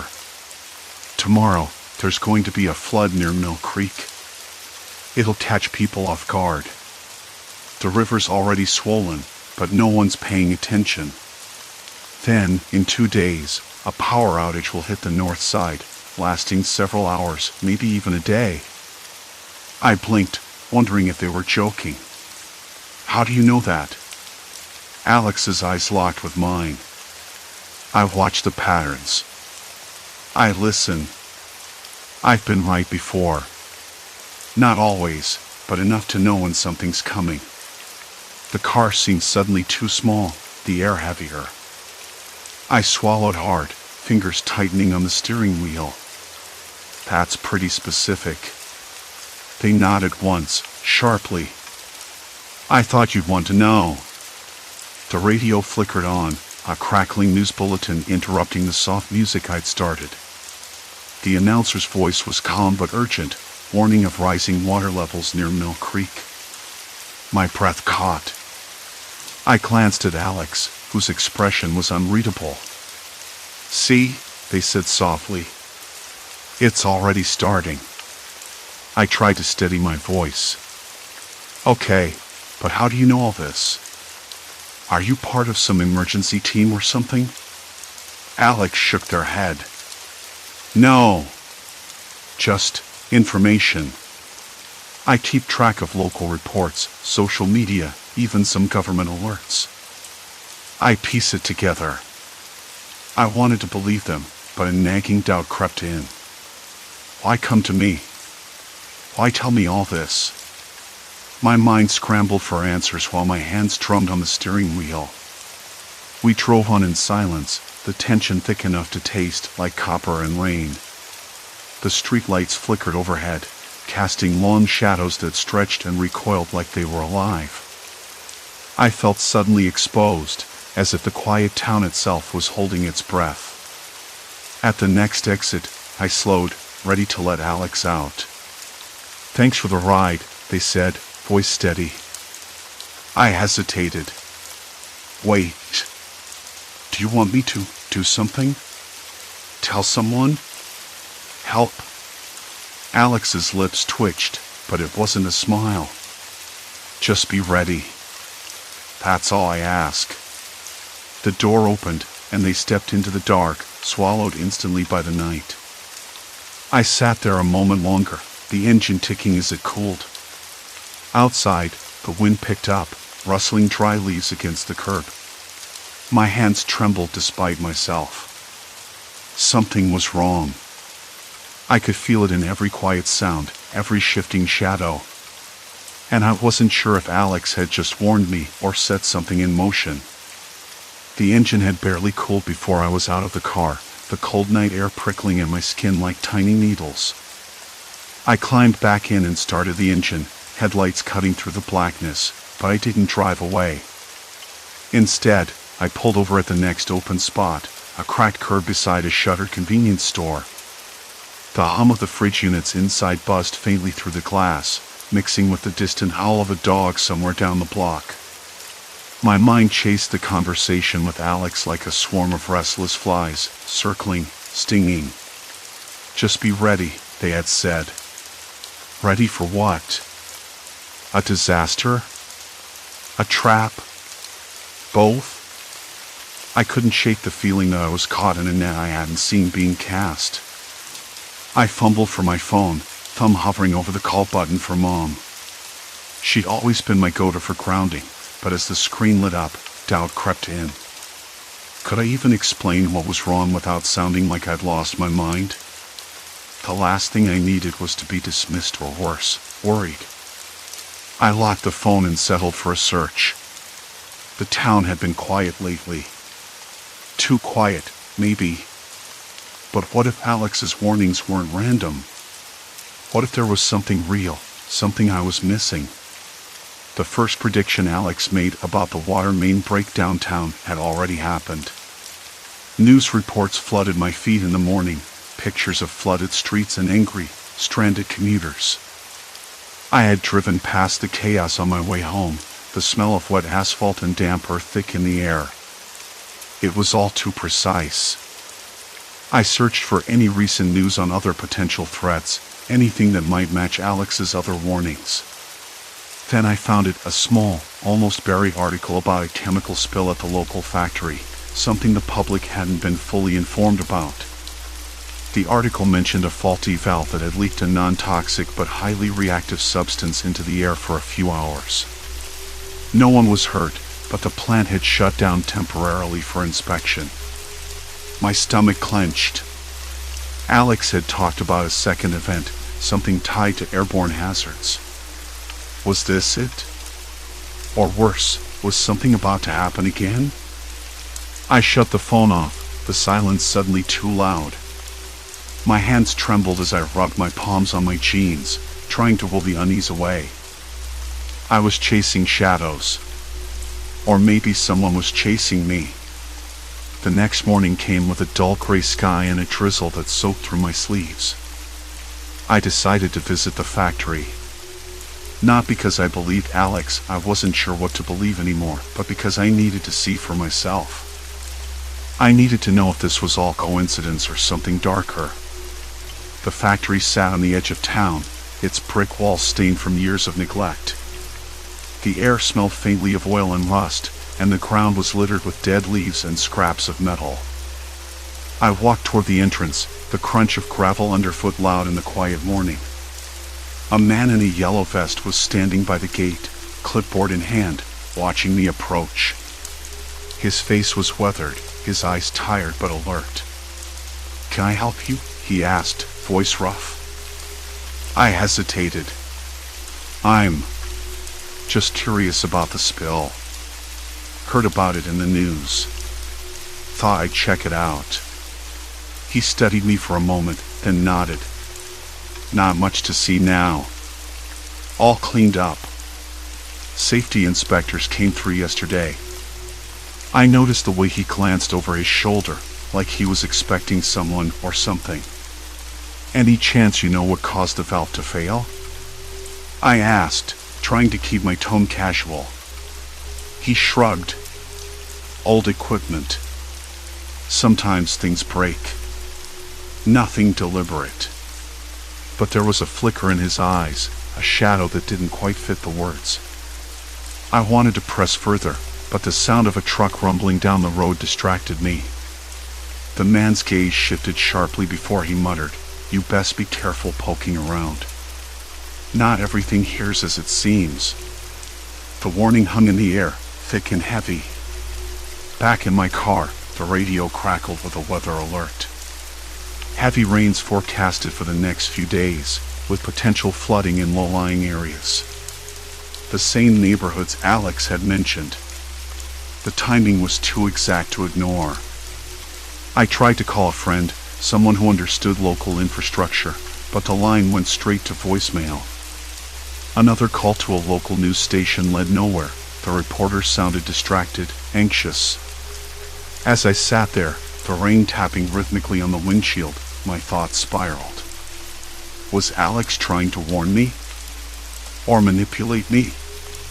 Were these disasters inevitable, or could I stop them?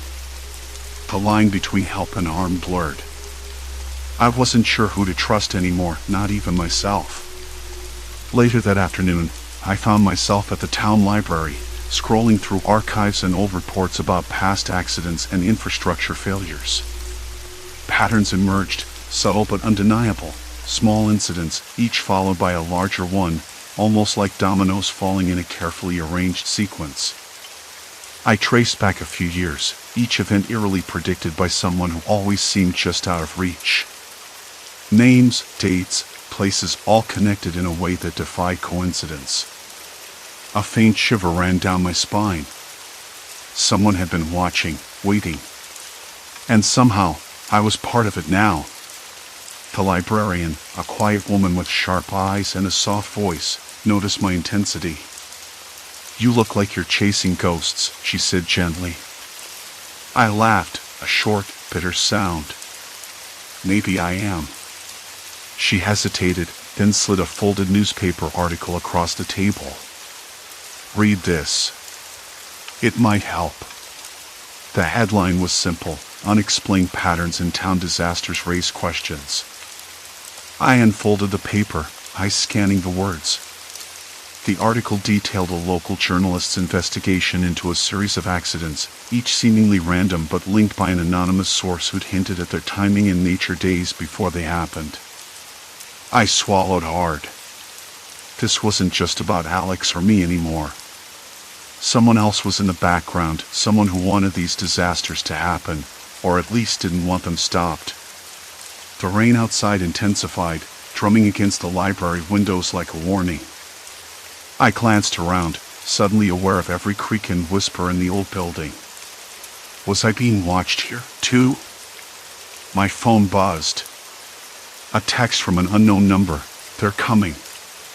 You can't stop it." I stared at the screen, breath shallow, fingers trembling. Who was they? And what did they want with me? A cold knot tightened in my chest. This was no longer about warning or helping. It was about control. And I was caught in the middle. I closed the newspaper carefully, the words blurring as my vision tumbled. The storm outside was gathering, and so was whatever waited in the shadows. I had to find Alex again. The rain hammered against the library's windows with a sudden ferocity that made me jump. I blinked hard, trying to clear the blur creeping into my vision. That text, "They're coming. You can't stop it," was still glowing on my phone screen like a live wire. I didn't dare swipe it away. Not yet. The words felt like a trap closing in, but I couldn't look away. I pressed my fingers to my mouth, tasting the bitter tang of adrenaline and stale coffee. The library smelled of damp paper and old wood, but there was something else, a faint metallic hint in the air, cold and heavy with silence, like iron rusting slowly. I twisted in my chair, glancing toward the darkened stacks. Shadows pulled between the shelves, thick and watching. The storm outside muttered warnings I couldn't quite decipher, but inside, the silence was worse. Complete silence. My phone buzzed again. Same number.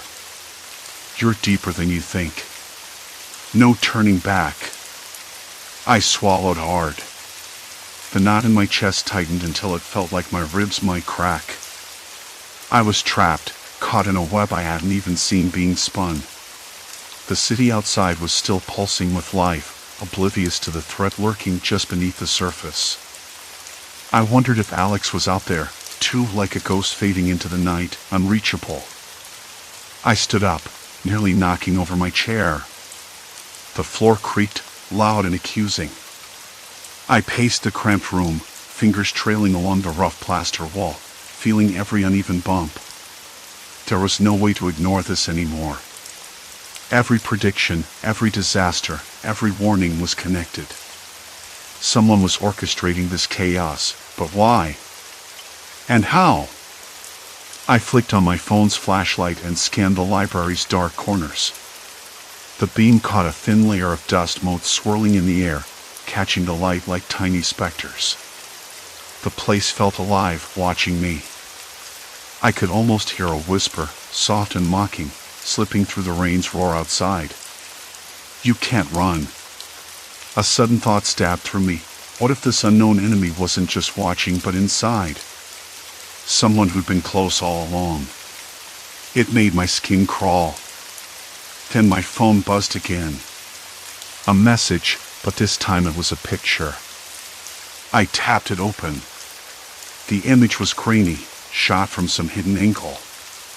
It showed me, yes, me walking down the street earlier that day, the rain just beginning to fall. I stared at it, breath hitching. Someone had been following me. Tracking me. The text accompanying the photo read, "You're on the clock. Do what you must." I dropped the phone onto the desk, heart hammering so loudly I was sure it would shatter the quiet. I pressed my palms into my eyes. What did that mean?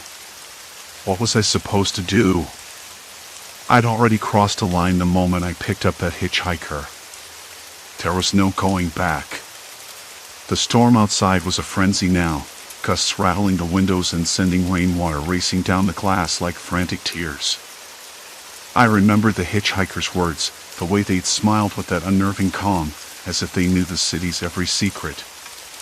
"I'm not here to scare you," they'd said, voice low and steady. "I'm here because you can help.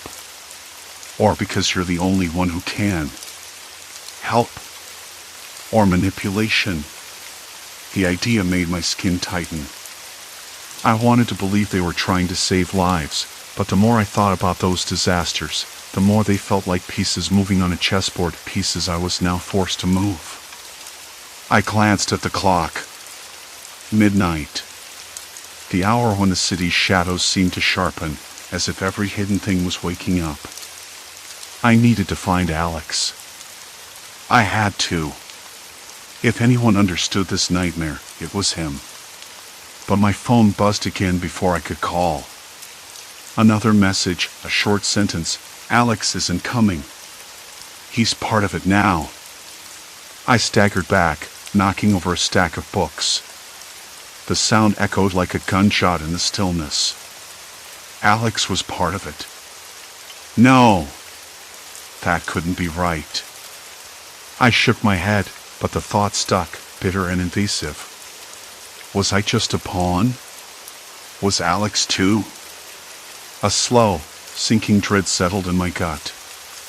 The hitchhiker's knowledge, the disasters, the timing, the warnings wasn't just about saving anyone. It was about control.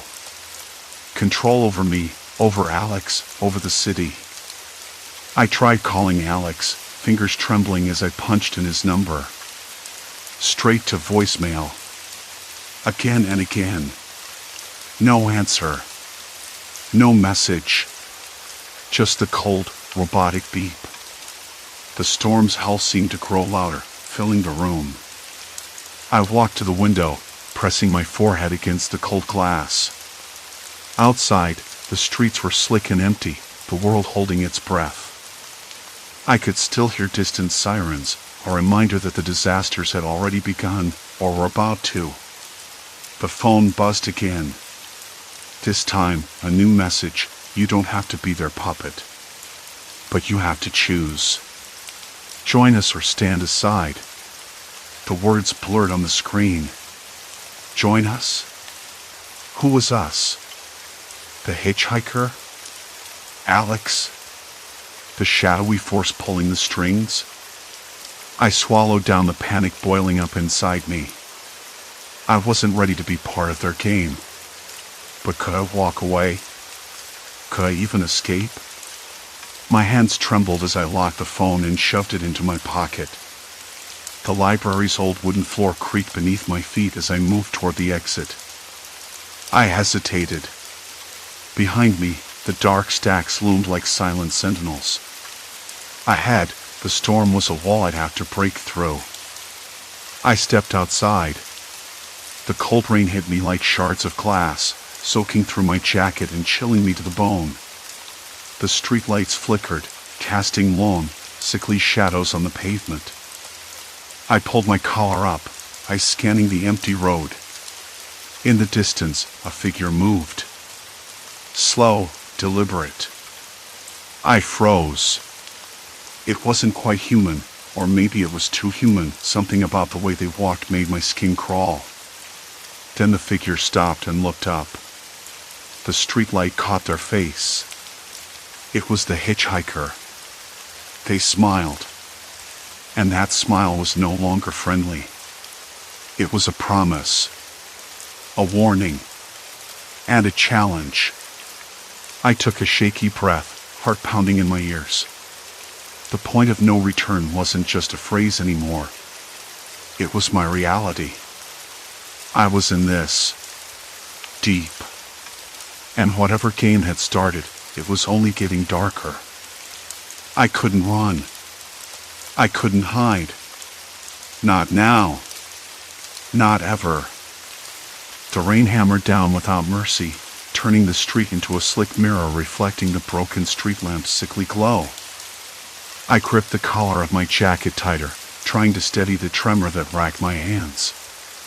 The air smelled of wet asphalt and something else, something metallic and sharp that set my teeth on edge. From somewhere close, a dog barked, sharp, urgent, then silence. Complete silence.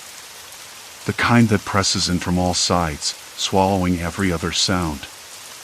The hitchhiker's eyes caught mine, dark and unreadable. You're still wondering, aren't you? Their voice was low, almost casual, like the worst news was just another Tuesday. Why, I know what I know. Why I'm here. I nodded, though my throat was dry and stiff. Why me?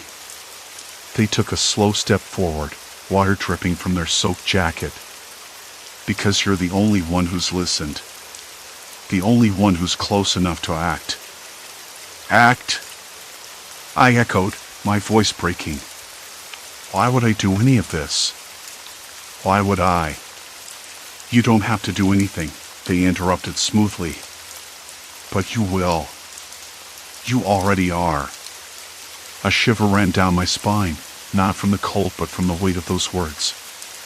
It wasn't a threat, exactly. It was something worse, an inevitability, a trap tightening around my ribs. I wanted to back away, run into the storm and disappear, but my feet were glued to the spot. Listen, the hitchhiker said, voice dropping just enough to be almost intimate, I'm not your enemy. Not really. I've been trying to warn you, to give you a chance. But the disasters, I whispered, all those things you said would happen, they did. Exactly. How? They shrugged, like it was no big deal. Patterns. People's choices. Weaknesses. You and I were all part of the same machine. It's just a matter of knowing which gears will grind next. I blinked against the rain, trying to digest that. Patterns. Machines. People's choices. It was unsettling, but maybe it made sense. If disasters weren't random, then maybe someone could predict them. But to know every detail, every moment before it happened, that wasn't just prediction. That was control. Control? I repeated, voice barely audible.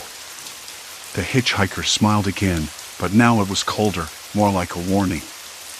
Exactly. You don't have to believe me. But soon enough, you'll see. You're part of it, whether you want to be or not.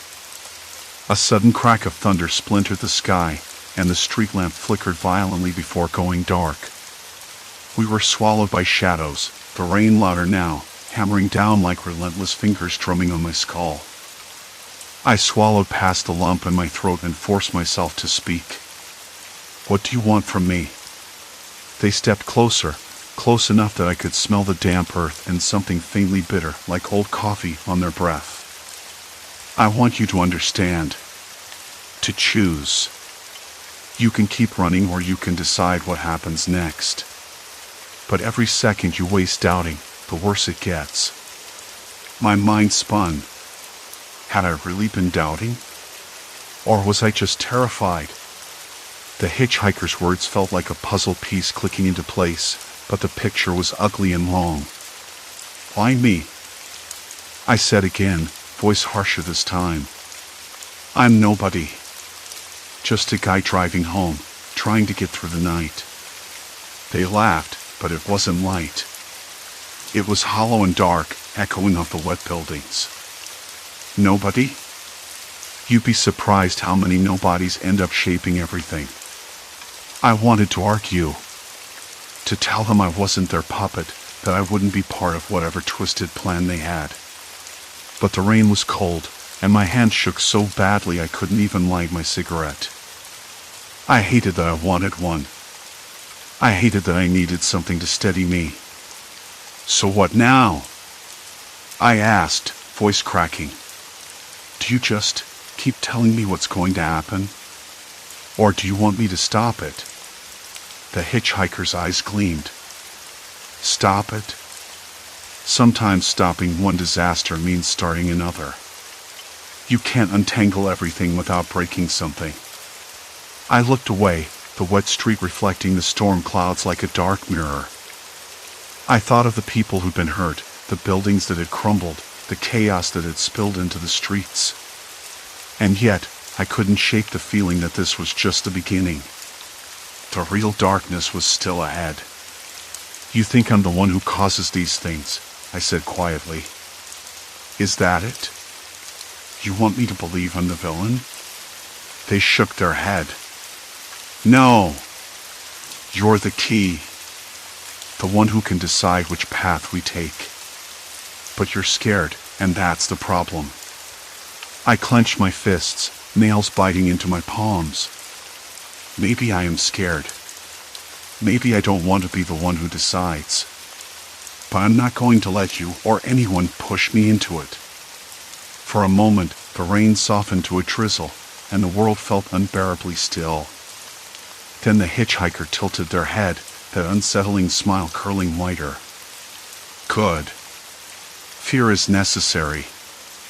It keeps you sharp. But don't let it paralyze you. Because the clock is ticking. A distant siren wailed, twisting through the wet night air. My stomach clenched. The storm wasn't just outside, it was inside me now, and I was standing in the eye of it, waiting for the next move. I'm done running, I said, voice firmer, though doubt still gnawed at the edges.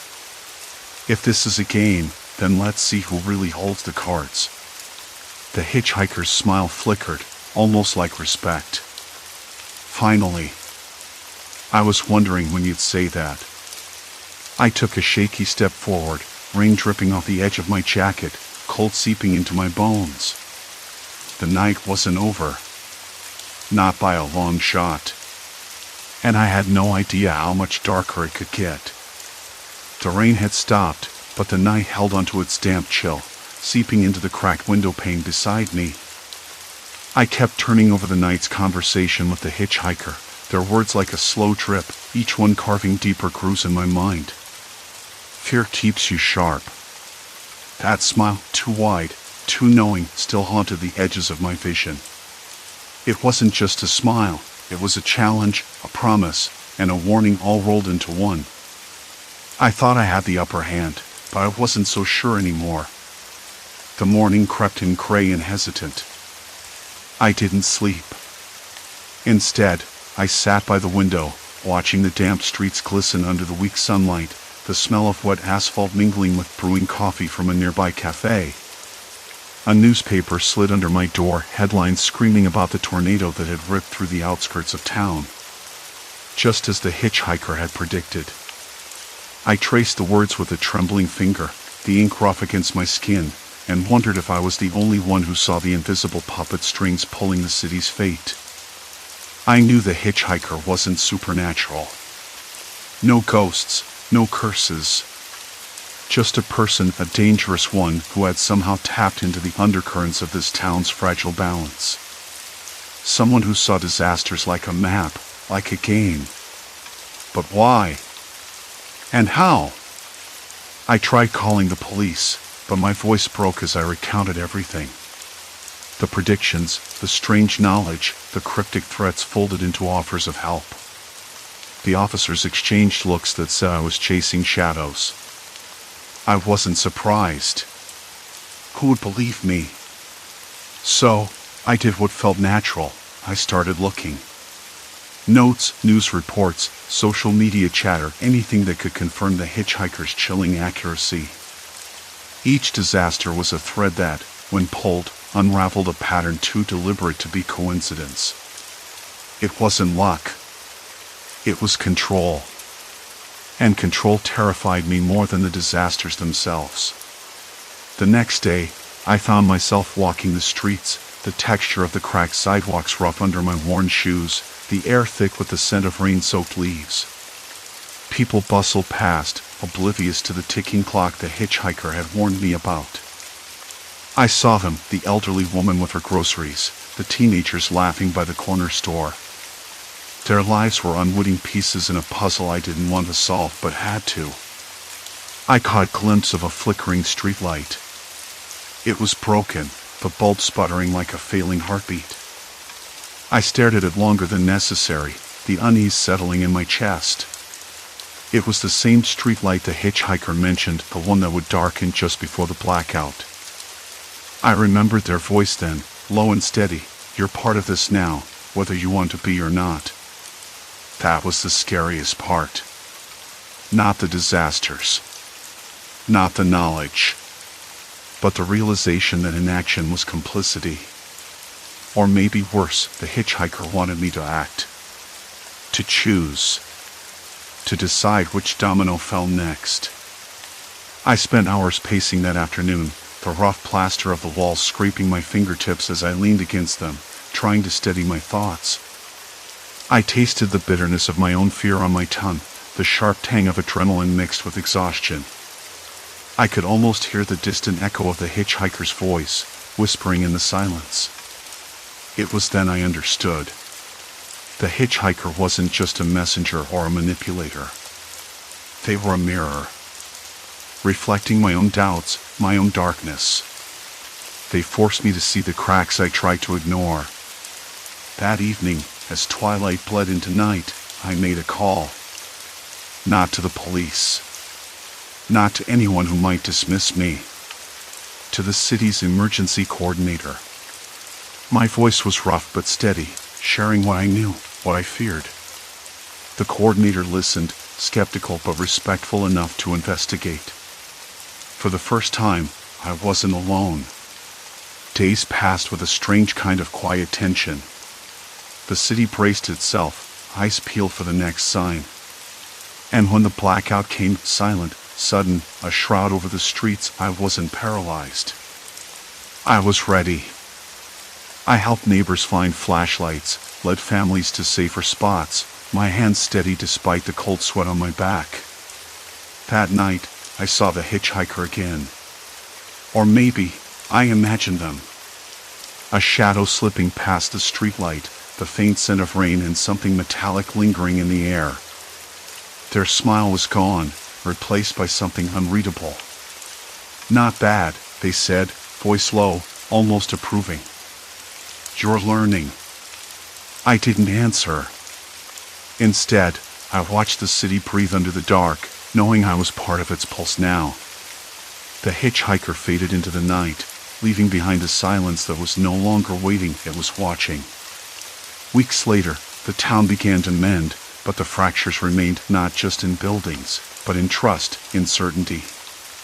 The hitchhiker's predictions had come true, but my choices had made a difference. Maybe not enough, but enough to prove that the line between victim and participant was thinner than I wanted to admit. I'm not sure if the hitchhiker will return, or if the disasters will stop. What I know is that I can't go back to sleep, to ignorance. The clock keeps ticking, but now I hold a part of the time in my hands. And fear? It still lives inside me. But it's quieter now, less a cage, more a compass. Silence. Complete silence. Then, the distant hum of a storm forming somewhere beyond the horizon. Story 4, The Resonant Theater, a melody that steals minds. The day started with a knock I wasn't expecting, sharp and polite, like a librarian's cough. I was sitting at the kitchen table, half-heartedly stirring my lukewarm coffee, when the sound came. Outside, the sky was a dull gray, the kind of white that filters through clouds just before a rainstorm, but no rain yet. The air smelled faintly of wet pavement and something sweet, maybe the bakery 2 blocks down, or the jasmine vine tangled around the fire escape. I stood and opened the door to find a woman holding a clipboard, her expression neutral but her eyes lively, the kind of eyes that seemed to be sizing you up, cataloging you silently. "Hi," she said, voice calm but insistent. "I'm from the Resonant Institute. We're conducting a study on auditory perception. Have you heard of the Resonant Theater?" I blinked, unsure how to answer. The name sounded familiar, but I couldn't say why. Maybe from a flyer or a passing mention in the local paper. "I think so," I said cautiously. "It's that old music hall downtown, isn't it?"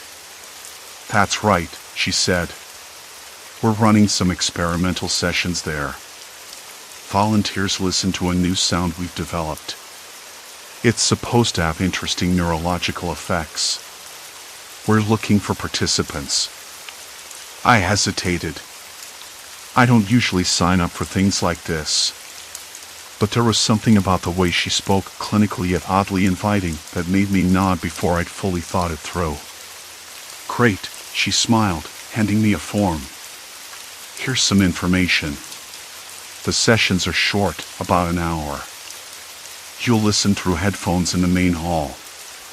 We record brain activity, heart rate, that kind of thing. Nothing invasive. You'll get compensation, of course." I took the paper, feeling the smooth weight of it, the faint scent of ink and something metallic. My fingers lingered on the edge. "When does it start?" "Tomorrow evening. 7 o'clock. Just bring yourself. Wear comfortable clothes." I nodded again. "Sounds interesting." She gave me a small, tight smile and left, the door clicking shut behind her. I stood there for a moment, the kitchen suddenly too quiet, the smell of coffee turning bitter in the air. That night, I lay awake, listening to the faint hum of the city. Somewhere far off, a dog barked, sharp and lonely. The air in my apartment felt too still, like it was holding its breath. I tried to push the thought away of what, I wasn't sure, and eventually drifted off. The next day passed in a blur of routine. I worked at the bookstore, shelving and reshelving, the scent of old paper and dust thick in the air. I told a few coworkers about the study to see if they thought it was a scam or something harmless. Mostly, they shrugged, some interested, most indifferent. One of them, Lucy, gave me a look when I mentioned the Resonant theater. "Be careful," she said, voice low. "That place has a weird history. Closed for years after some incidents. They say people who went there started acting strange." I laughed it off, but the words settled in my mind like a stone in a shoe. Strange how rumors stick, even when you want to ignore them. That evening, I arrived at the theater just as the sky was bruising purple and blue with the last light of day. The building loomed, its facade cracked and peeling, the marquee lights flickering faintly. The air smelled of damp wood and dust, with a faint undertone of something metallic, like old pipes or iron. Inside was colder than I expected. The grand hall was cavernous, the seats empty and silent except for the soft buzz of equipment set up near the stage. A young man, probably in his mid-20s, greeted me with a nod and led me to a chair in the center of the room, with its faint smell of dust and decay. He handed me a pair of over-ear headphones that felt surprisingly heavy and cool to the touch. "Just relax," he said. "We'll start in a minute." I leaned back and closed my eyes. The room's silence pressed in around me, punctuated by the faint creak of old wood and the distant drip of water somewhere in the shadows. Then, the sound began. It was a melody, but not like any I'd heard before. Low and wavering, like the hum of a cello stretched thin. It wrapped around my head, shifting and twisting in ways that made me feel unsteady, as if the floor beneath me might tilt without warning. I tried to focus on the music, tracing its curves and rises, but my thoughts slipped away like smoke. My mind raced with possibilities. Minutes passed, or maybe seconds. Time felt slippery. The notes moved through me, sometimes soft as a whisper, then rising sharp and clear, almost too bright. I felt a pressure behind my eyes, a kind of buzzing that crawled under my skin. When the sound finally stopped, I opened my eyes slowly. The room seemed different, somehow colder and more distant. The man was watching me, expression unreadable. "How do you feel?" he asked. I blinked, trying to find the words. "A little off," I said. "Tired, maybe. And kind of fuzzy." He nodded. "That's expected. Some people report mild disorientation, memory lapses. Nothing serious." I wanted to ask more, but my mouth felt dry and slow. I stood up, the floor steady beneath my feet but my head swimming.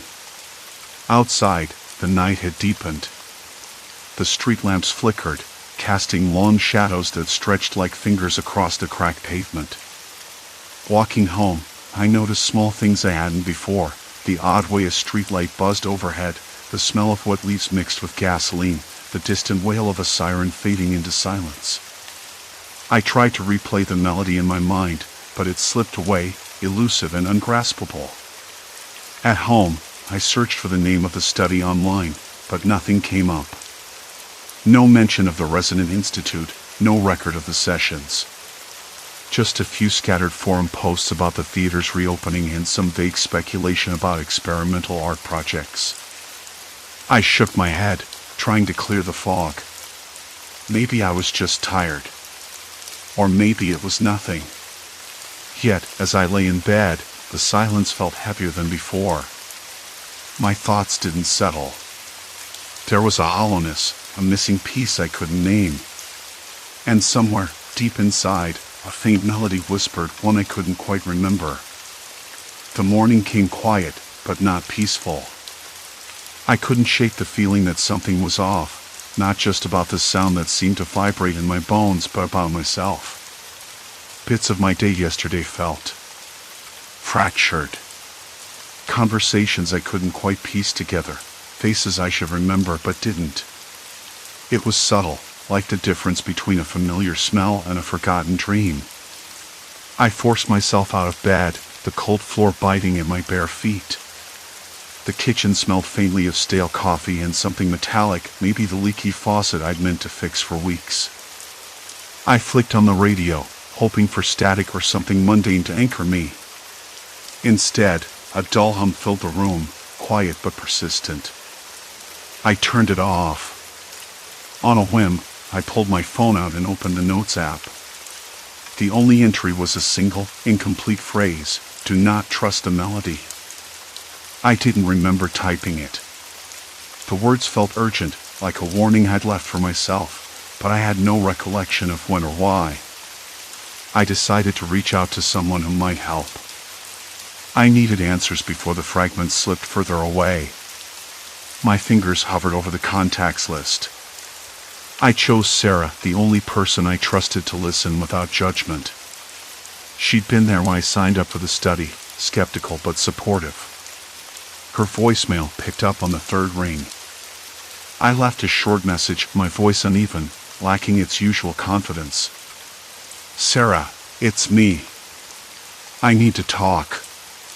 Something's wrong with the study. Call me back." Afterwards, I sat by the window, watching the city wake up. The air smelled like rain, fresh but heavy, and somewhere nearby, a dog barked sharply, breaking the stillness. I tried to recall the details of the session at the Resonant theater, the lab, the headphones, the technicians. But the memories were like sand slipping through my fingers. Then the phone buzzed. A text from Sarah. "Saw your message. Meet me at the cafe on 5th and 30? Relief flooded through me. I grabbed my jacket, took a deep breath, and headed out. The cafe was small and dim, the kind of place with chipped wooden tables and the faint smell of burnt espresso. Sarah was already there, her brow furrowed as she flipped through a notebook. When I slid into the seat opposite her, she didn't waste time. "You sounded weird in your message. What's going on?" I hesitated, then told her everything, the strange melody, the memory gaps, the feeling that the study wasn't what it seemed. Sarah listened intently, her eyes sharp, her fingers tapping the table restlessly. "We need to find out who's behind this," she said. "That theater, the Resonant Institute, you said there's no record of it?" "Nothing. I checked again this morning. It's like it doesn't exist." She frowned. "That's impossible. There's always something, company registrations, permits, social media mentions." I nodded. "Exactly. But what if it's deliberate? Like they want to stay hidden?" Sarah's phone buzzed. She glanced at the screen and then back at me, her expression darkening. "My sister works for a local news outlet. I'll see if she can dig up anything." We sat in silence for a moment, the hum of conversation and clinking cups around us fading into background noise. "Have you noticed anything else? Maybe physical symptoms?" Sarah asked quietly. I touched my temples. Sometimes a dull ache, and my hands tremble when I try to focus. It's like something's erasing pieces of me. She nodded slowly. "Sounds neurological. Are you still hearing the melody?" "Not really. Just shadows of it." Sarah's gaze sharpened. "I want you to record any of it you can remember, even if it's just fragments." I made a mental note. But the more I concentrated, the more the melody slipped away. After the cafe, we parted ways with a plan to dig deeper. I walked home through streets now bright with morning light, but the shadows of doubt clung to me. At the corner, a man stood under the flickering street lamp, his face obscured by a hood. He didn't move as I passed. His stillness felt deliberate, unsettling. I quickened my pace. Back in my apartment, I sat at the desk, pulled out a notebook, and tried to write down everything I could recall about the study. The technicians' faces, the odd equipment, the sound's peculiar qualities, high-pitched undertones, a rhythm almost hypnotic. But the words felt slippery, like trying to hold water in cupped hands. I found myself staring at the ceiling, a cold draft brushing against my neck. The silence was oppressive. It pressed down, thick and suffocating. Then, faint but unmistakable, the melody returned not from anywhere in the room but inside my head. Soft. Insistent. Cold. I covered my ears, but the sound persisted, a ghostly loop that refused to let go. Panic rose in my chest. I knew then this wasn't just a study. It was a trap, designed to rewrite me from the inside out. The phone buzzed again. A message from an unknown number. Stop digging.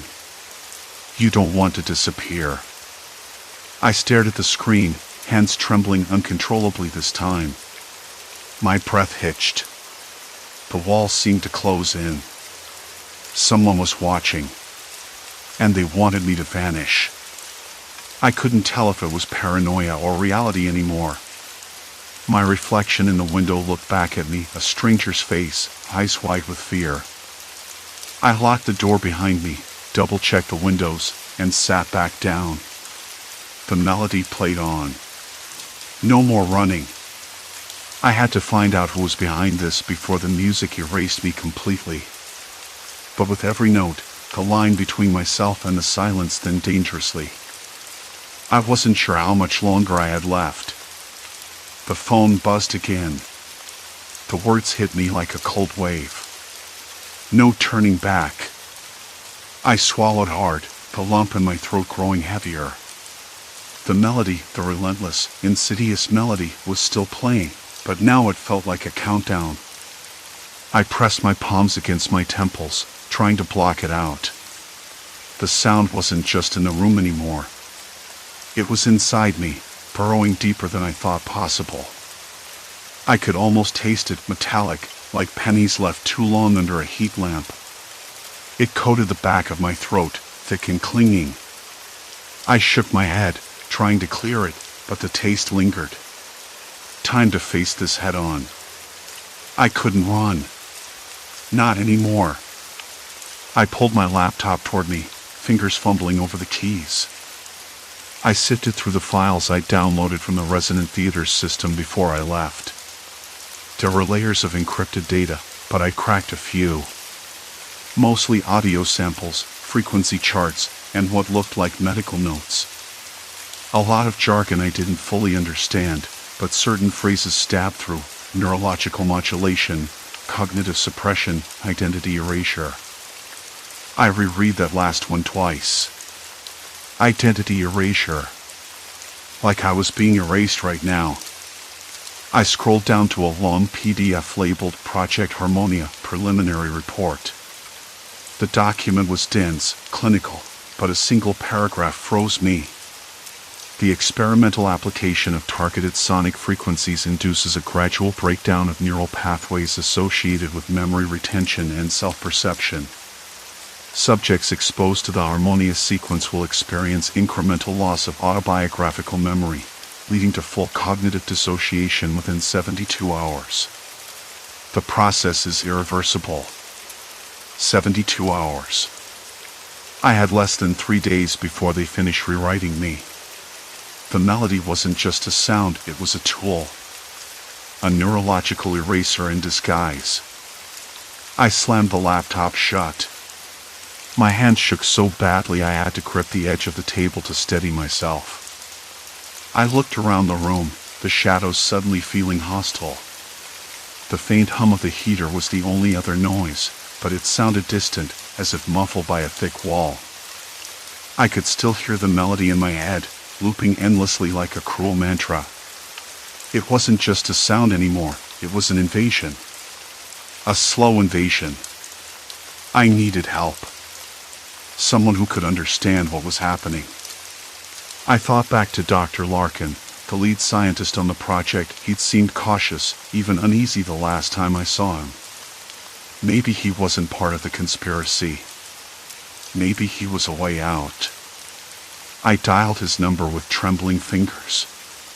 The phone rang twice before a voice answered, clipped and tired. "Larkin," I said, trying to keep my voice steady. There was a pause. Then, "Who's this?" "It's me. From the study." Something's wrong. The sound of the melody, it's erasing me." The line went silent for a moment. Then he sighed. "You shouldn't have called." "What do you mean?" I pressed, heart hammering. "You don't understand what you're involved in. The project isn't what it seems. We're not just studying sound. We're weaponizing it." My stomach twisted. "Why? Who's behind this?" "Government contractors. They want a clean way to remove threats. People who can't be silenced by traditional means. Is there a way to stop it?" "No," he said flatly. "Once the sequence starts, the damage is done. You're already too far in." I swallowed hard, trying to summon some courage. "Can you help me?" "Anything?" Another pause. "There's a safe house. A place with soundproofing so intense it blocks all frequencies. If you can get there before the melody rewrites your mind completely, you might buy some time." "Where?" "I'll text you the address. But it's risky. They're watching.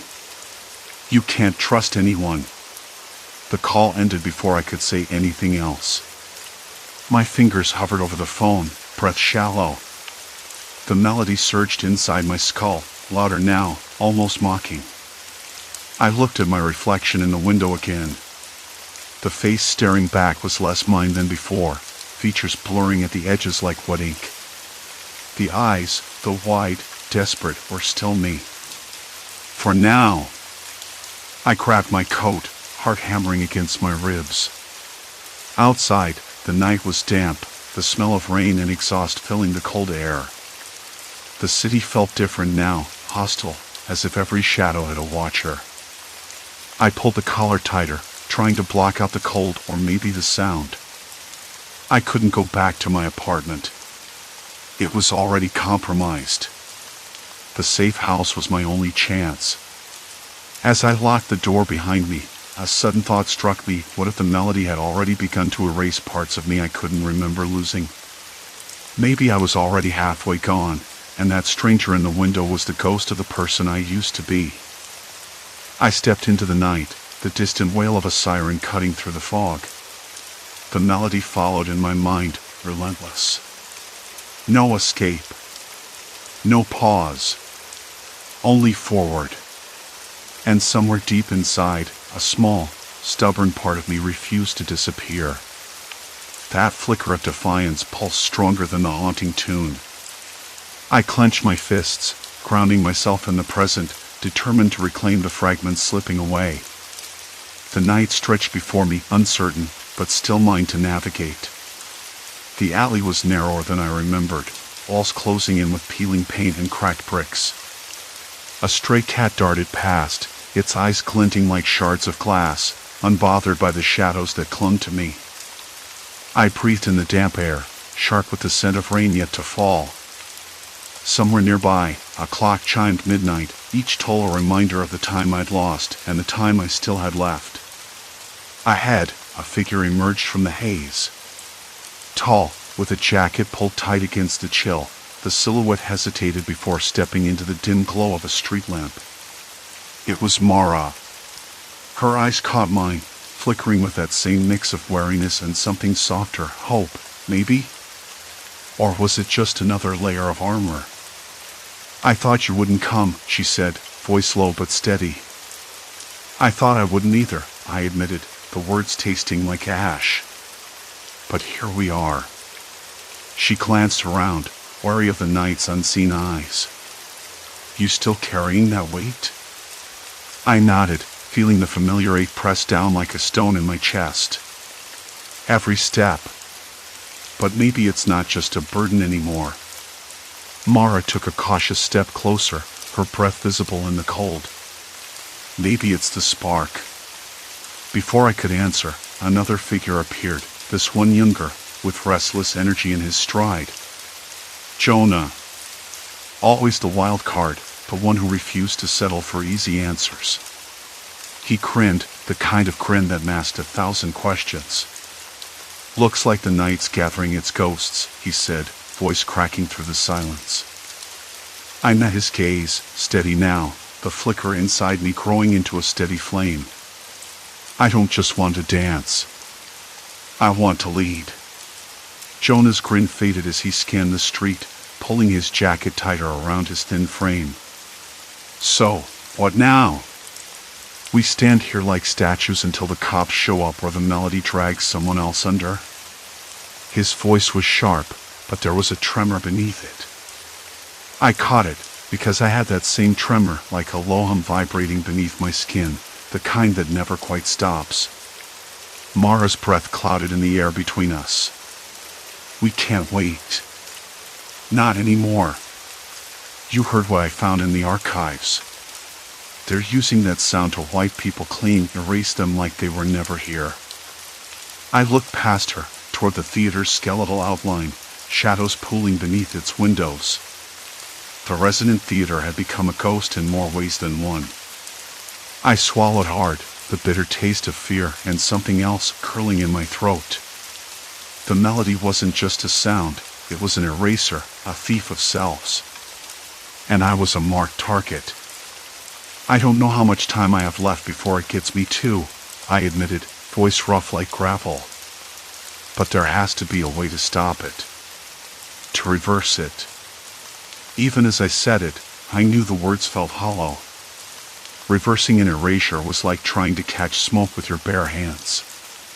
Jonah shifted on his feet, eyes darting nervously toward the alley where the faint hum still lingered like a pulse just beneath hearing.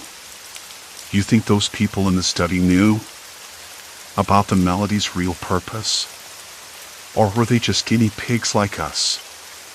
Mara shook her head slowly. Some of them might have suspected. But the way they cover it up, the layers of lies. It's designed to make you doubt everything, even yourself. I've seen it in the files. People losing track of who they are, their history, their own names. Her words settled over me like a cold fog. I reached into my pocket, fingers brushing the crumpled note I'd found earlier, the one with the strange symbols and numbers. It was the only piece of this puzzle that felt like solid ground, but even that was slippery now. The edges of my memory had begun to fray, details slipping through like water between my fingers. I can barely remember what I did yesterday, I confessed, voice cracking under the weight. If this thing finishes its work, I won't be me anymore. Not really. Mara's eyes softened, but there was urgency beneath the kindness. Then we have to act fast. The longer you stay near the theater, the more the melody embeds itself into your mind. It's not just sound, it's manipulation. Frequencies tuned to your brain's wiring, rewriting your thoughts. I swallowed again, the lump in my throat tightening. You said something about a device, didn't you? Something they used to broadcast the melody? Yes. Mara pulled out a small tablet, its screen flickering in the dim light. Not just the theater. They've got hidden transmitters all over the district. If we can find the main one, maybe we can shut it down, cut off the source. Jonah let out a low whistle. Sounds easy when you say it like that. But those places are locked down tighter than Fort Knox. Surveillance, guards, who knows what else. I rubbed my temples, the faint melody thudding in my ears like a relentless drumbeat. We don't have a choice. If I lose myself, what's left to fight for? Mara nodded, biting her lip. We need to get inside the theater. Tonight. Before the melody shifts again. The air seemed to thicken around us. The street lamp flickered, casting long, jittery shadows that danced with the chill wind. I could smell something faint, damp concrete, old wood, and something metallic beneath it all. The scent made my stomach twist. Jonah glanced over his shoulder. You sure about this? Once we step inside, there's no turning back. I hesitated. My hands trembled slightly, the cold biting through my gloves. But the decision was already made inside me. I'm sure. We moved toward the theater's entrance, the heavy metal doors standing like a challenge. Mara pulled out a small toolkit. The soft click of picks sliding into place was almost obscene in the silence. My heart hammered loudly, drowning out the distant bark of a dog and the faint, haunting melody that wrapped around us like smoke. The lock gave way with a soft snap. The door creaked open, revealing a cavernous darkness inside. The air was stale, thick with dust and something else, something electric, like the quiet before a storm. I stepped in first, the rough plaster of the walls brushing against my fingers as I slid past. The theater's interior was a maze of shadows and peeling paint. Faint echoes of applause and music seemed to drift in from nowhere, tricking my senses. I blinked hard, trying to shake the illusions. The floorboards creaked beneath our feet, each step setting off a small cloud of dust. The temperature dropped sharply, and my breath came out in quick, visible bursts. Mara whispered, the transmitter should be near the control room upstairs. Jonah groaned quietly. Of course it's upstairs. The staircase loomed ahead, wooden steps groaning under our weight. I felt a sudden dizziness, like the room, with its faint smell of dust and decay shifted beneath me. I gripped the railing, my knuckles white, struggling to keep my footing. Are you okay? Mara asked, concern threading her voice. I'm fine. But I wasn't. The melody had burrowed into my mind deeper than I thought. Flashes of memories, my apartment, the study, faces I barely recognized flickered like a broken film reel. I blinked and tried to hold on to what was real. At the top, the control room door was slightly ajar. A faint blue glow spilled into the hallway, cold and sterile. The melody's pulse was louder here, a rhythmic thrum that pressed against my skull. Mara motioned for silence. Stay close. We slipped inside. The room was cluttered with electronic equipment, monitors flickering with static and cryptic data. Wires snaked across the floor, humming softly with energy. In the center, a sleek black box pulsed with light, the source. I reached out, fingers trembling, to touch it. The moment my skin brushed the cool surface, a sharp, piercing note sliced through the air. My head snapped back, vision blurring. My knees buckled, and for a heartbeat, I thought I'd collapse. Jonah caught me, steadying my weight. You okay? I nodded, sucking in a ragged breath. It's worse than I thought. Mara's eyes were wide, scanning the room. We need to disable it. Now! I fumbled for the tablet, fingers shaking as I navigated the interface. The device responded sluggishly, but I found the shutdown sequence buried beneath layers of security codes. I sat on the edge of my bed, the thin mattress creaking beneath me as a dull ache settled behind my eyes. The morning light filtered in through the curtains, casting pale stripes across the walls. It felt quieter than usual, too quiet, and for a moment, I couldn't remember why it mattered. The silence pressed in, heavy and unnatural, like the space just before a storm breaks. I blinked, trying to summon the thread of yesterday. The Resonant theater. The sound. The melody. The way it had crawled beneath my skin, winding into my thoughts like smoke twisting through a cracked window. I reached for my phone on the bedside table, fingers trembling slightly, and the screen lit up with a single message. "Are you okay? We need to talk. Please come to the cafe." No name. No sender. The message felt like a lifeline, though I wasn't sure if I wanted to grab it. My reflection in the cracked mirror caught my eye, a pale, almost hollow face looking back. The edges of my memories were fraying, slipping like sand through a clenched fist. I rubbed my temples, tasting the faint bitterness of morning breath and stale coffee from last night. The smell was oddly comforting, grounding. I dressed slowly, the fabric of my shirt rough against my skin. Outside, the city was waking up, distant car horns, the scrape of tires on wet asphalt, a dog barking somewhere down the block. The air smelled faintly of rain and exhaust fumes, sharp and real.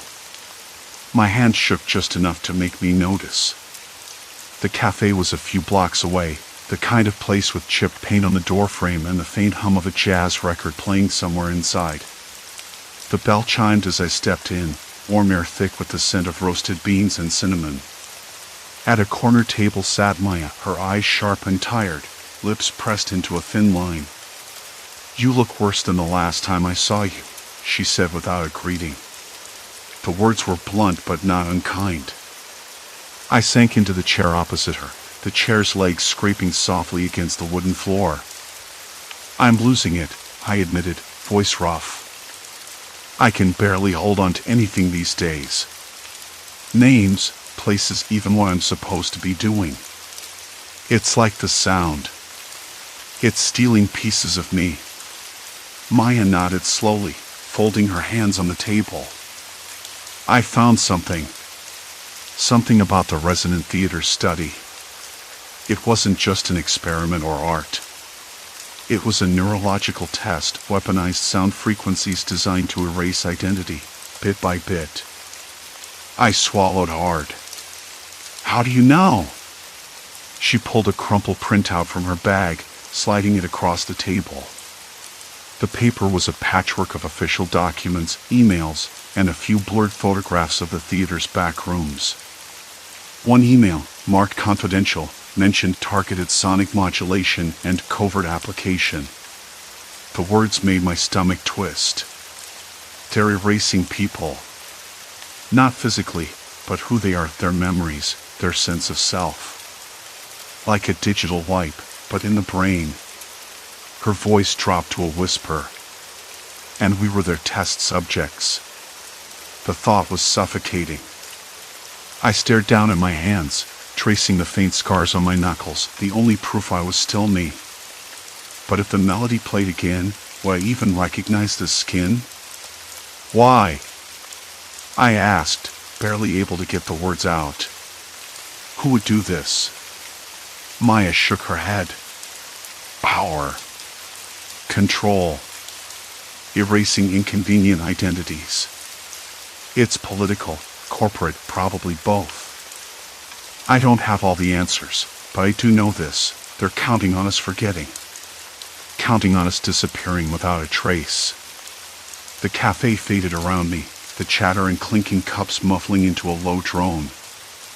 I felt a sudden chill, the weight of everything pressing down like a storm cloud ready to break. But beneath the fear was something else, an ember, faint but stubborn. "What do we do?"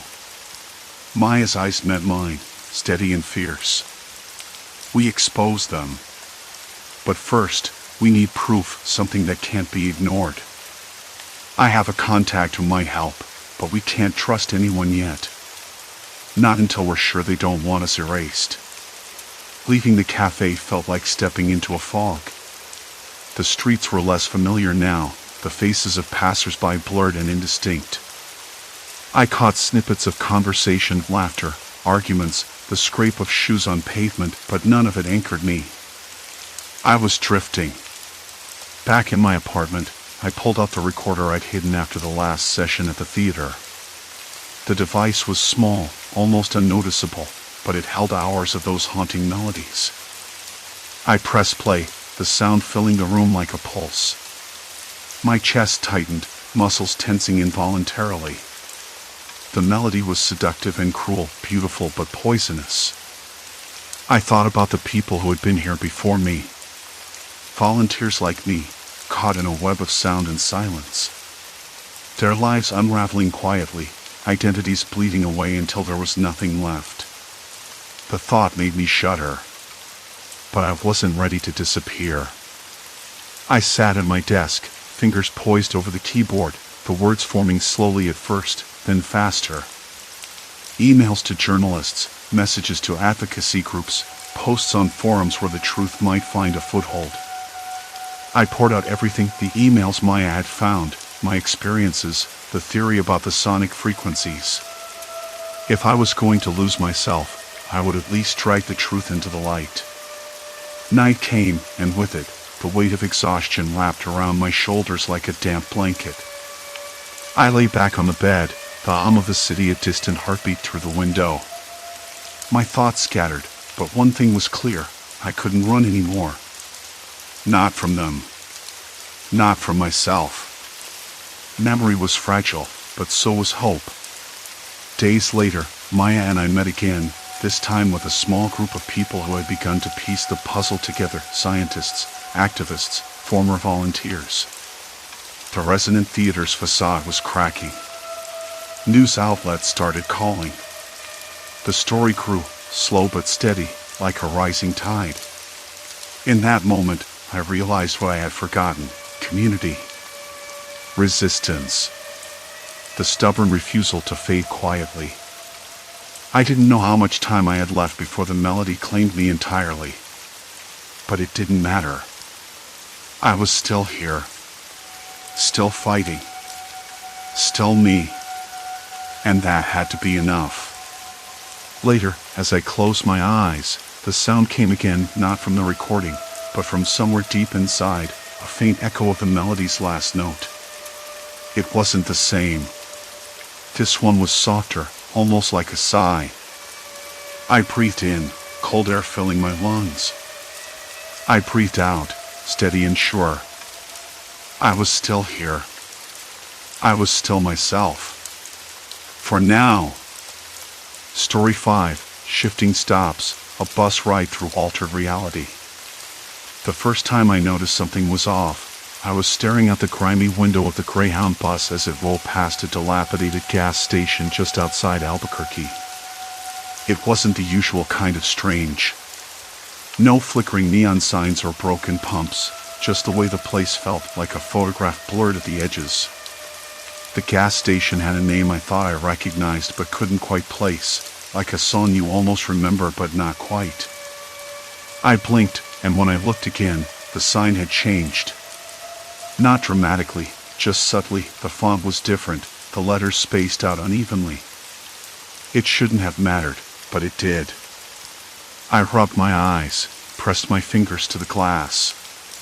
The bus rumbled on, but my mind stayed stuck there. I tried to tell myself it was nothing. Maybe I'd been on the road too long. Sleepless nights in cheap motels, the constant background noise of tires on asphalt. The smell of stale coffee mixed with the faint scent of diesel fuel on the bus. That smell, in particular, clung to the air like a second skin. I could taste it sometimes, metallic and bitter at the back of my throat. I swallowed hard.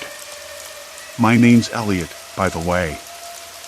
I'm the kind of guy who doesn't get rattled easily. At least I didn't think so. I'm not the type to imagine things or jump to conclusions.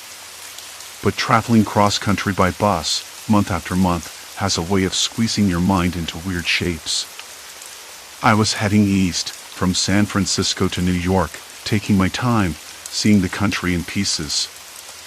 I told myself I was on a personal journey, whatever that meant. Mostly, it was escape. Escape from a job that sucked the life out of me, from an apartment that felt more like a cage, from people who asked questions I didn't want to answer. The bus was half full that day. I had my usual seat by the window, a little worn, the fabric rough against my jeans. Across the aisle, a woman in a red coat was reading a dog-eared paperback, her fingers tracing the lines like she was memorizing something. Behind me, An old man snored softly, lips twitching with dreams I couldn't guess. The driver, a quiet man named Carl, kept the engine steady, his eyes never leaving the road for more than a second. I tried to focus on the route printed on my ticket, a scribbled itinerary I was always double-checking. Albuquerque was supposed to be a quick stop, a chance to stretch and grab a sandwich. But when the bus pulled in, I noticed the station was smaller than I remembered. More rundown. The signs inside were faded, the vending machines empty or jammed. I stepped off the bus, the pavement warm beneath my shoes, the sun pressing down like a weight.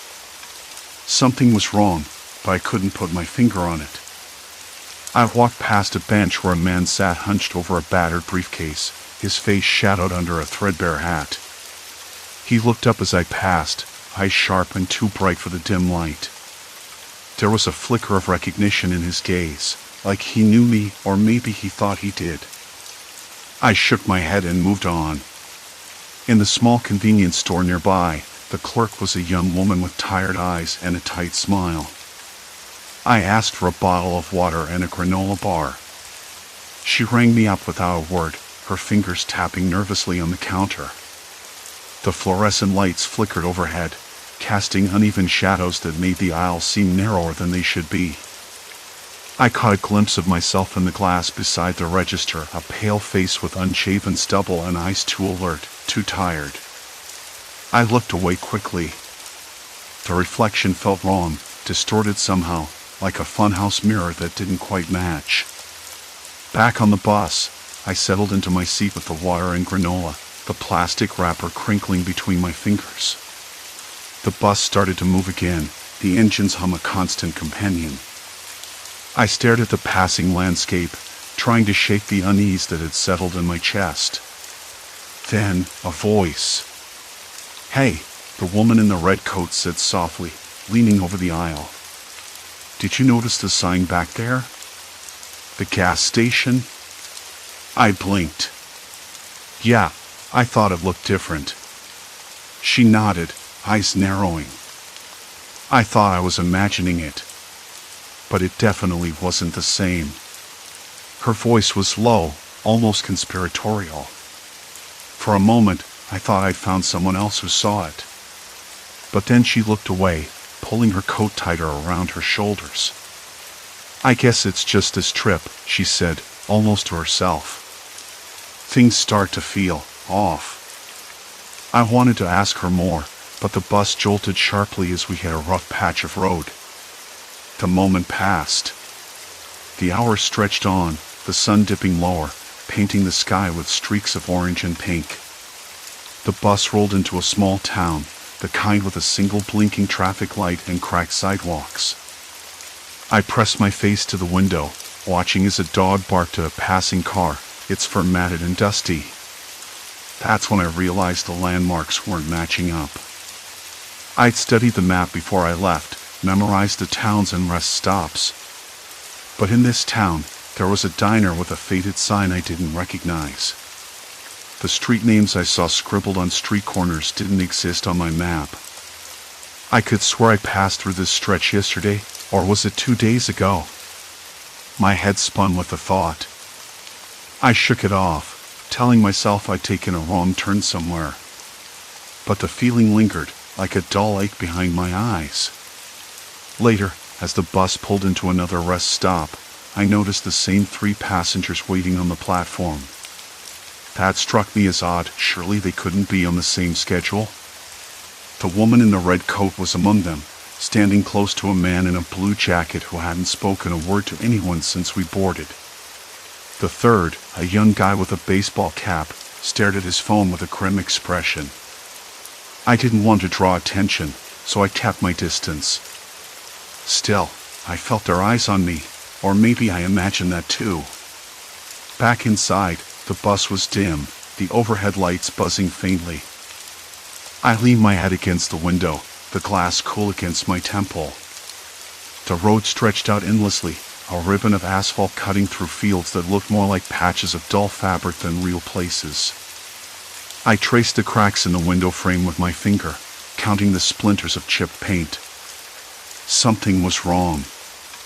I couldn't say what exactly, but it was there, in the way the world refused to settle, the way the ordinary became strange under my gaze. I closed my eyes and tried to think back to before this trip, to the life I'd left behind. The apartment with scratched walls, the coffee shop where I worked mornings, the faces of people who didn't know me anymore. It seemed like another lifetime. When I opened my eyes again, the bus was crossing a narrow bridge over a murky river. I glanced around. No one else seemed bothered.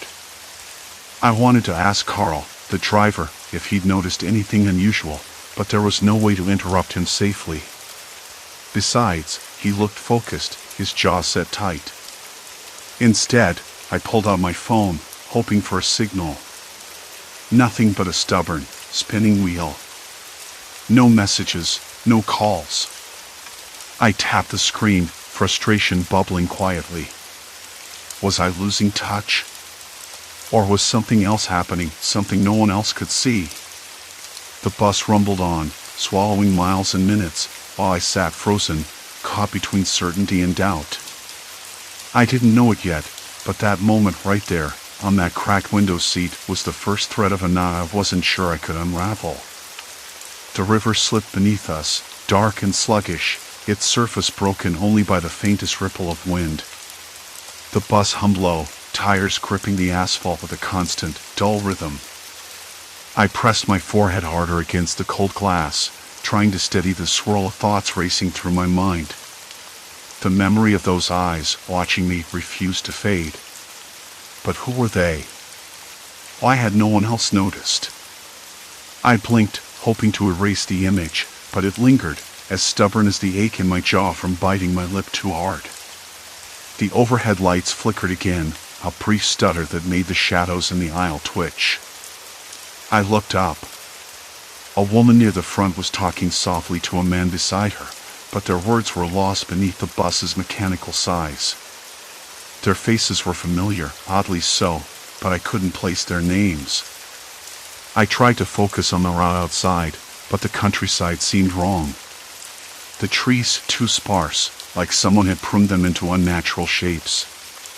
Even the sound of the wind felt muted, as if a thick curtain dulled everything beyond the window. I didn't want to get up and move around yet. Not now. Not with that feeling crawling under my skin like cold ants. Instead, I pulled my journal from the small bag at my feet. The pages were slightly crinkled from last night's rain seeping through the torn windowsill near my bunk. I'd started writing down the oddities, hoping to catch patterns before my thoughts unraveled completely. Route changes. Landmarks disappearing or reappearing in different places. Passengers who vanished between stops or who looked at me with blank, unreadable expressions. And now, those watching eyes. I scribbled down the last observation, my handwriting jagged, then closed the journal with a sigh. Maybe I was overthinking.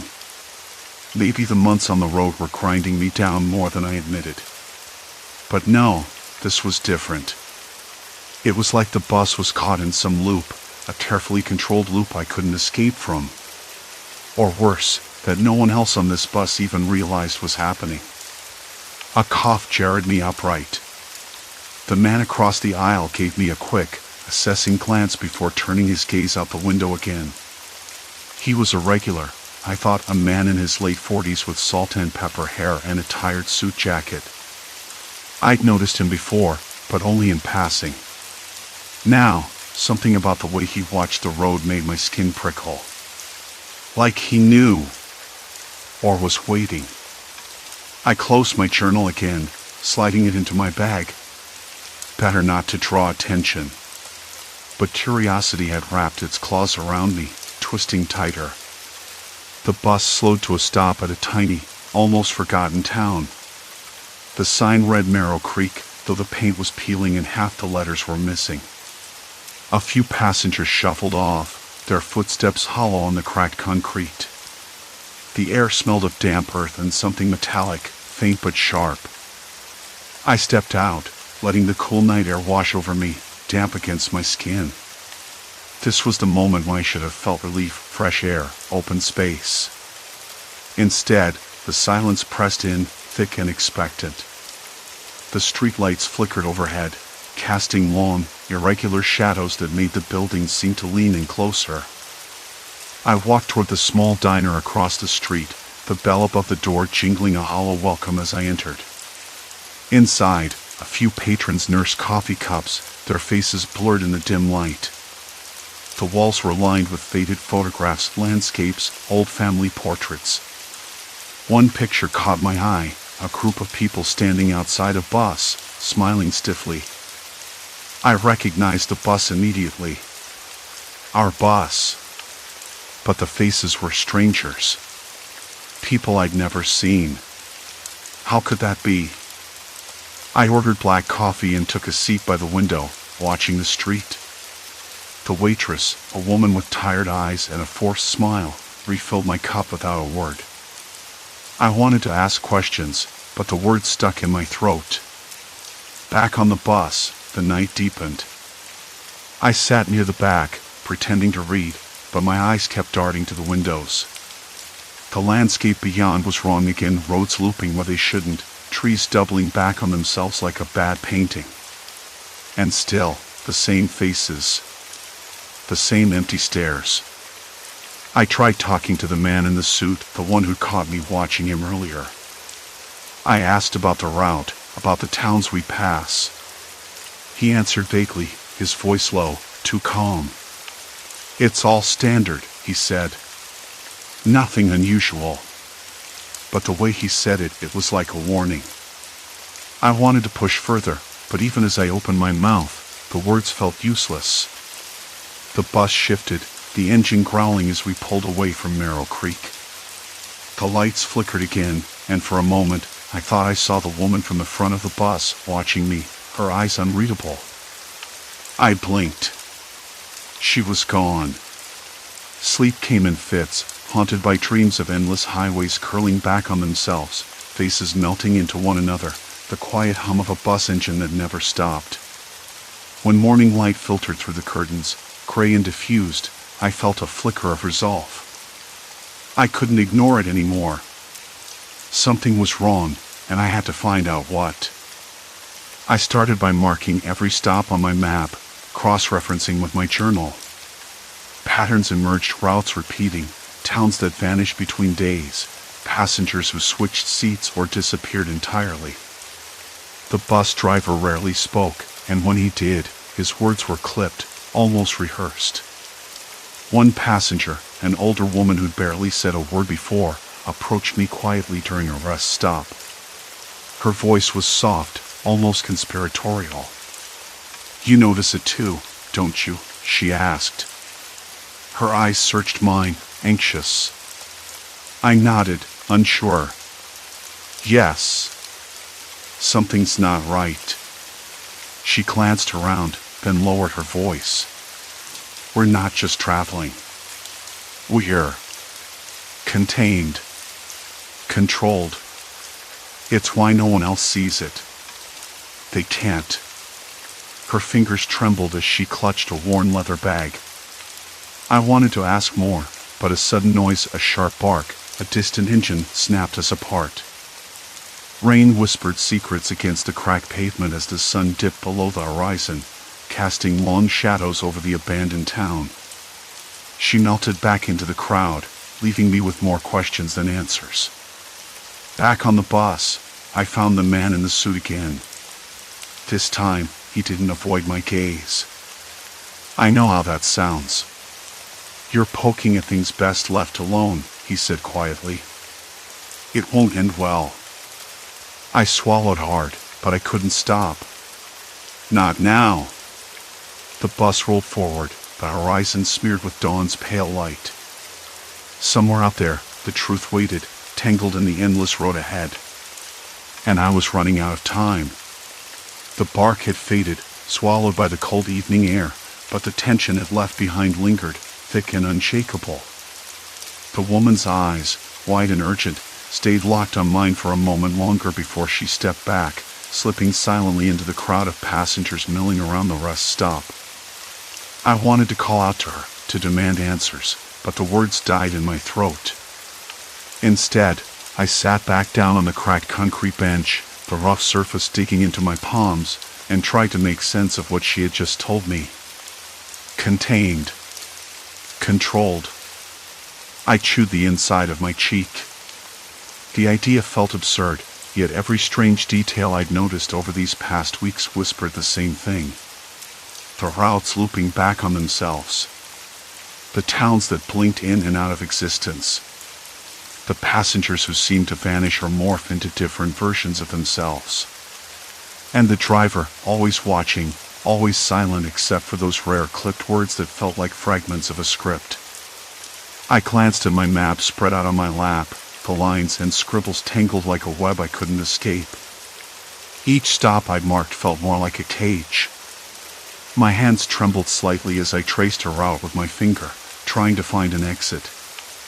But every path folded back, every road curved into another version of the same place.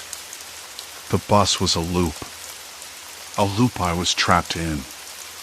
The bus horn blared suddenly, sharp and impatient, pulling me from my thoughts. Passengers shuffled back aboard, the older woman nowhere to be seen. I stood, brushing dust from my jeans, and made my way to the bus. The driver's eyes met mine in the rearview mirror, empty, unreadable. I wanted to ask him something, anything, but I swallowed the question down. I wasn't ready for whatever answer he might give. Not yet. The bus rumbled forward, the familiar jostle of the engine vibrating through the floor. Outside, the sky had deepened to a bruised purple, the horizon smeared with fading light. The landscape rolled by, but something was off. The trees looked wrong. Not quite the same shapes, the same colors. I blinked hard, a dry taste coating my tongue. The smell of diesel and old leather filled the cramped air inside the bus, mingling with the faint scent of someone's cheap perfume. It was always the same. I sat back down near the window, pressing my forehead against the cool glass. The world outside seemed to pulse with a quiet menace, like a heartbeat just beneath the surface. My journal lay open on my lap. I flipped to the page where I'd scrawled notes about the woman's warning. The words blurred, my eyes stinging from the exhaustion I refused to admit. "Hey," a voice said softly beside me. I turned to see the young man from a few rows back, the one who always wore the same faded baseball cap and a worn sweatshirt. I didn't know his name. None of us really knew each other's names anymore. The bus had that effect, a slow erasure of identities. "You okay?" His voice was low, cautious. I hesitated, then nodded. "Yeah. Just tired." He shrugged, offering a small, crooked smile. "This trip's been rough on everyone." "I know," I said, surprised by how quietly the truth slipped out. "Do you ever notice things? Like, things that don't add up?" His smile dropped. He glanced around, then leaned closer. "Sometimes. But you have to be careful with that kind of talk. People don't like it." I swallowed. "Why not?" He looked away, jaw tight. "Because it makes you look crazy. Or worse." He didn't finish the sentence, but the meaning hung in the air like a shadow. I nodded slowly. "I think I'm losing my mind." He reached out, a quick, almost imperceptible touch on my arm. "You're not alone." That brief connection sparked a flicker of hope, but it was crushed beneath a wave of cold reality. If even he was afraid to speak openly, if the others avoided these questions, then the control she mentioned was real. And it was strong. The bus dipped into a valley, the windows suddenly fogging with condensation. I wiped a circle clear and saw the road ahead twist sharply, leading us not toward the next town I expected, but into a narrow, shadowed corridor of trees. My stomach clenched. This wasn't the route I'd memorized. It wasn't on any map I'd seen. I leaned forward, pressing my nose to the glass. The trees pressed in close, branches scraping the sides of the bus like fingernails. The air smelled damp, earthy, and something else, something metallic, faint but unmistakable. The bus driver's hands gripped the wheel with white-knuckled intensity. His jaw was set, lips pressed into a thin line. I tried to catch his eye, but he was fixed on the road, blind to everything else. "Where are we going?" I asked, voice barely above a whisper. No response. The bus slowed, then stopped. The engine idled, the low vibration under my feet. Outside, a figure appeared near the trees, a man in a dark jacket, face obscured by shadows. He raised a hand, signaling the bus to wait. My breath caught. The bus driver opened the door, stepping out into the chill. The man moved forward, calm and deliberate, his presence unsettling in a way I couldn't explain. I watched as they exchanged words, gestures, something I couldn't hear but felt in the tension that crackled between them. The man looked up, eyes briefly meeting mine through the window. There was a coldness there, a calculating sharpness that made my skin crawl. Then he stepped back, fading into the darkness like a ghost. The driver closed the door and turned back to us. His voice was quiet, but it cut through the bus like an item. No more stops for the foreseeable future. A murmur rippled through the passengers. Confused faces, whispered questions. I bit my lip, heart pounding. No more stops. That meant no escape. No chance to slip away at the next town, no way to disappear into the crowd. I glanced at the older woman's empty seat just a few rows ahead. Was she still out there, caught in whatever web this man had spun? And what did it mean for me? I swallowed hard. The bus started moving again, slower this time, deeper into the unknown. A sudden chill settled over the room, as if the walls themselves were holding their breath in anticipation. I was past the point of no return. My fingers curled tightly around the edge of my seat, nails pressing into the fabric.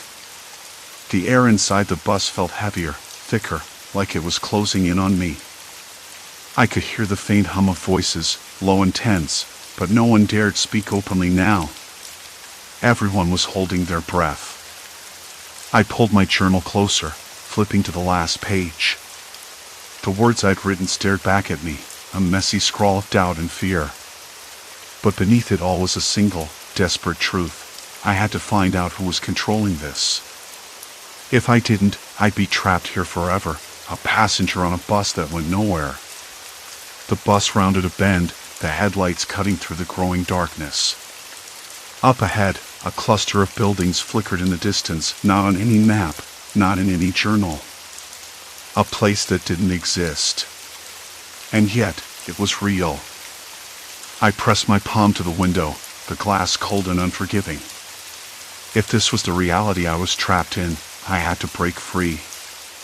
Somehow. But first, I had to survive the night.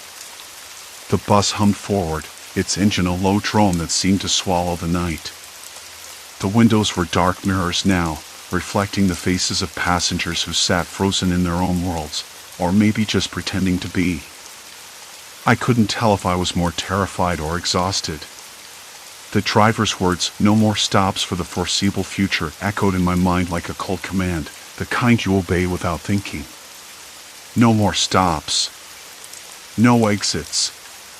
No escape. I stared at the empty seat where the older woman had been. The one who vanished without a trace. The one I'd been sure was real, until she disappeared like a trick of the light. I wanted to believe she'd just gotten off, slipped away while I wasn't looking, but my gut told me otherwise. There was something about the way the man had looked at me, sharp, cold, like I was a puzzle he was already solving. I shivered, though the bus was warm. The stale scent of recycled air and cheap upholstery filled my nostrils, mixing with the faint smell of coffee from the thermos the driver kept near his seat. The windows fogged slightly as we moved deeper into the night, the blurred shapes of trees and road signs slipping by like memories I couldn't catch. I tried to focus on the other passengers, hoping for some kind of connection, a sign I wasn't alone in this strange, shrinking world. But they were all different now. Faces I thought I recognized warped into strangers, their eyes dull or too bright, their conversations stilted, as if they were reading from scripts. I caught snippets of words, names I didn't know, places I'd never heard of. None of it made sense. Like the bus was carrying a secret I wasn't meant to hear. I pulled my jacket tighter around me and glanced at my phone. No signal. Not surprising, but it still hit me with a wave of frustration. No calls, no messages, no map updates. Just dead silence from the digital world. I leaned my forehead against the cold glass, trying to steady the tremor in my hands. If this was a loop, some endless, manipulated cycle, I had to find a way out. Or at least understand what I was caught in. The bus jolted slightly, the tires crunching over gravel or maybe broken asphalt. I caught the driver's reflection in the mirror. His eyes were fixed on the road, but every so often, a flicker of something unreadable crossed his face. Like he was waiting for something or someone. Then the man from earlier appeared in the aisle. The one whose gaze had sliced through me like an item. This time, he moved with a deliberate calm, stepping past passengers who barely seemed to notice him. His coat was buttoned to the neck, collar up against the chill, and his hands were stuffed deep in his pockets. He stopped beside my seat. Just stood there, silent. I swallowed hard, my throat dry. "You're watching," he said, voice low, almost a whisper. "Good." I blinked, unsure if he was talking to me or himself. The bus creaked under the weight of the tension. "Watching what?" I asked, trying to keep my voice steady. My pulse hammered in my ears. He smiled then. Not a friendly smile. More like the curve of an item's edge. Everything. The patterns. The breaks. The ones who slipped through cracks. I didn't move, didn't look away. Something about his calm unnerved me more than anger or shouting. I fought the urge to look for the driver, but he was too far forward, focused on the road. "Why?" I asked, voice barely above a breath. "Why keep us here?" The man shrugged, like it was the simplest thing in the world. "Control. Stability. They don't want chaos. Not out here." I tried to make sense, but it felt like he was speaking in riddles or maybe half-truths. My fingers curled into fists on my lap. "You think this is normal?" I said. "Because I don't. I think you're lying." He laughed softly, a sound that didn't reach his eyes. "You're different. That's clear. Most just accept it. They think it's a long ride, a detour, a bad day. But you notice." I swallowed again, the lump in my throat growing. "Notice what?" He leaned in just enough for me to catch the smell, cigarettes and something metallic, like rust or old blood. The loops. The resets. The missing pieces. The passengers who vanish. "How do you know?" I whispered. His gaze dropped to the floor for a moment, then back to me. "Because I'm part of it. And part of me wants it to end." The bus shuddered, hitting a pile or maybe a bump in the road. The lights flickered briefly, casting long shadows across the passengers' faces. Some looked up, confused, others glanced away, pretending nothing had happened. I stared at the man, heart racing. "If you want it to end, why don't you stop it?" He shook his head slowly. "There's a cost. A price no one's willing to pay." I wanted to ask what that cost was, but the bus rounded a sharp curve, and the windows framed a landscape that made my stomach twist. The familiar landmarks were gone, replaced by a twisted stretch of road lined with dead trees and rusted signs. "No more stops," I whispered again. "No escape." The man smiled, but it wasn't comforting. "Not yet." The driver's voice cut through the cabin once more. "Next stop, none." A murmur rippled, soft but tense. I looked around. Faces turned toward the front, some hopeful, some resigned. I caught the eye of a young woman sitting a few rows ahead. Her fingers trembled as she gripped the armrest, eyes wide, darting between the dark window and the driver. I wanted to reach out, to say something, but the man was already moving away, melting back into the shadows of the aisle. The bus rolled to a stop at a place I didn't recognize, though the sun was dipping low and the air smelled like damp earth and pine, something familiar, if only I could place it. The sign outside was faded, the letters barely legible, Miller's Creek. I glanced at my watch. It was nearly 6 in the evening. I should have been miles past this point, but the GPS on my phone flickered and then blanked out, leaving me staring at the black screen like it was mocking me. I stepped off the bus, the gravel crunching beneath my boots, and tried to steady my breathing. The passengers filtered out quietly, some stretching, others checking their phones or chatting in low tones. I watched them, waiting for a clue, some hint that this was just a detour, a glitch in the system. But the faces were the same faces I'd been seeing for weeks, the same people who never seemed to acknowledge the shifts I noticed in the landscape or the routes. If they saw it too, they were good at hiding it. I took a deep breath, tasting the pine and something faintly metallic in the air. The bus driver, a tall man with a pale complexion and tired eyes, leaned against the vehicle, smoking a cigarette. I hesitated before approaching. His eyes met mine, and he gave a nod that felt more like an acknowledgement of shared secrets than a greeting. "You don't usually get off here," he said, voice low and gravelly. "I know," I replied, trying to keep my tone steady. "Or are we?" He shrugged, flicking ash onto the gravel. "No idea. This route's been different lately." I blinked. That admission was more than I expected. Different how? He looked around nervously before lowering his voice. "Like it's been rerouted. The roads, the stops, they change. But the company says nothing. Passengers don't notice or don't care." I nodded slowly, feeling the weight of his words settle in my chest. "Have you tried to ask anyone? The dispatch?" He shook his head. "It's not my place. Just follow orders. Like everyone else." His words hit me harder than I expected. Like everyone else. I was alone in noticing the shifts, the impossibilities, the landmarks that vanished or morphed, the passengers who appeared and disappeared without explanation. I swallowed hard, the taste of dry pine needles lingering in my mouth. "Have you noticed the passengers?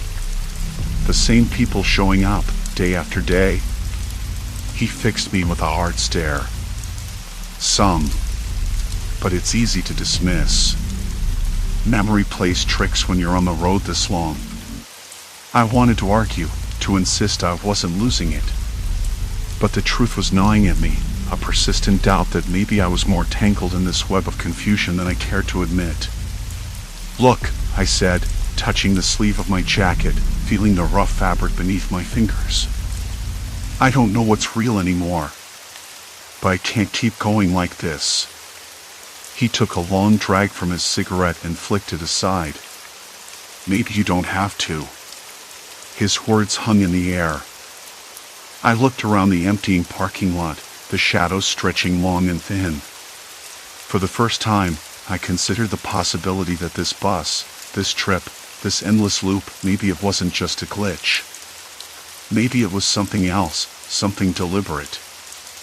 I walked toward the small, weathered building near the lot, the station sign barely holding onto its paint. Inside, the air was thick with the musty smell of old paper and stale coffee. A woman sat behind a counter, her eyes tired but sharp. I hesitated, then spoke. "Excuse me. Can you tell me where exactly I am?" She looked up, her gaze steady. "Miller's Creek. Small town, nothing much to see. You're not from around here?" Her voice was soft but held an edge of suspicion. "No. I'm traveling cross-country. But something's wrong. The bus keeps changing routes, and people keep acting like everything's normal." She studied me for a moment, then sighed. "You're not the first to say that. People come through here, confused, lost. Like they're chasing something they can't catch." I frowned. "What do you mean?" She rubbed her temples, then said, "This place has a way of holding you, making you question what's real. Some call it a trap. Others say it's just the mind breaking down." The words hit me with a dull thud. Was this town the source of the changes? Or just another stop in the endless loop? I looked out the window, the fading light casting long shadows over the cracked pavement. "Is there a way out?" I asked quietly. She hesitated. "Maybe. But it's not about leaving the place. It's about leaving the state of mind. You have to decide what reality you want, because this town, this bus, they reflect what you carry inside." I swallowed hard, trying to grasp what she meant. Was I trapped by the bus, or by myself? The thought was both terrifying and oddly freeing. I left the station, the cool evening air brushing against my skin. The bus driver was waiting by the vehicle, his cigarette long gone but the ember of something in his eyes still glowing. I climbed aboard, the familiar seats creaking under my weight. The engine rumbled to life, but this time, I wasn't watching the road with anxious eyes. I was watching myself. The bus pulled away from Miller's Creek, the route unfolding ahead like a puzzle I wasn't sure I wanted to solve. As the miles slipped by, the landmarks shifted again, subtle and strange. But this time, I forced myself to look past the changes, past the doubt. I focused on the faces, the passengers who didn't notice, who went about their routines unshaken. I realized they weren't trapped. They were choosing not to be. Maybe that was the key. Maybe the loop wasn't a prison but a mirror. I closed my eyes and let the rumble of the bus fill my ears. The scent of pine and damp earth faded, replaced by the faint, comforting smell of leather seats and stale coffee. The road stretched ahead, uncertain but inviting. I was still moving forward. And for the first time in a long time, that was enough. Story 6, City Drift, Commuting Through Altered Realities. The first time I noticed something was off, the morning smelled like burnt toast and rain. I'd started the carpool out of necessity, really. The bus routes had shifted, and the usual crowd had disappeared like a bad magic trick. So, I signed up on one of those neighborhood apps where people share rides. That morning, the car pulled up 10 minutes late, a silver sedan with a license plate I didn't recognize. I hesitated before getting in, the scent of damp leather mingling with the faint smell of pine air freshener. The driver was a man named Mark, mid-30s, unshaven in a way that looked deliberate, like he had better things to do than shave every day. He greeted me with a nod and a tired smile, no small talk, just the hum of the engine and the city waking up outside. The back seat already held 2 other passengers, a woman with sharp eyes and a pale blue scarf wrapped tight around her neck, and a younger guy who looked like he hadn't slept in days, fingers twitching nervously on his phone. They introduced themselves quickly, but their names, Lena and Josh, felt oddly familiar, like characters in a book you skimmed but never really read. I brushed it off, focusing instead on the city outside the window. As we drove, The streets looked the same as always, the cracked sidewalks, the faded graffiti on brick walls, the early risers with their coffee cups steaming in the chill. But Mark started talking, casually, about things that didn't quite fit. Back in my city, he said, they closed the library on 12th, said it was a safety hazard. Can you imagine? Lena nodded, adding, yeah, and the river park's underground now. Flood control measures, they said. It's weird seeing the water disappear. Josh chimed in, voice low, the subway lines don't even run past downtown anymore. They're focusing on trams. I glanced at them, trying to mask the flicker of confusion that passed through me. I lived here. I knew the library on 12th was open, the river park was as above-ground as ever, and the subway was still the city's backbone.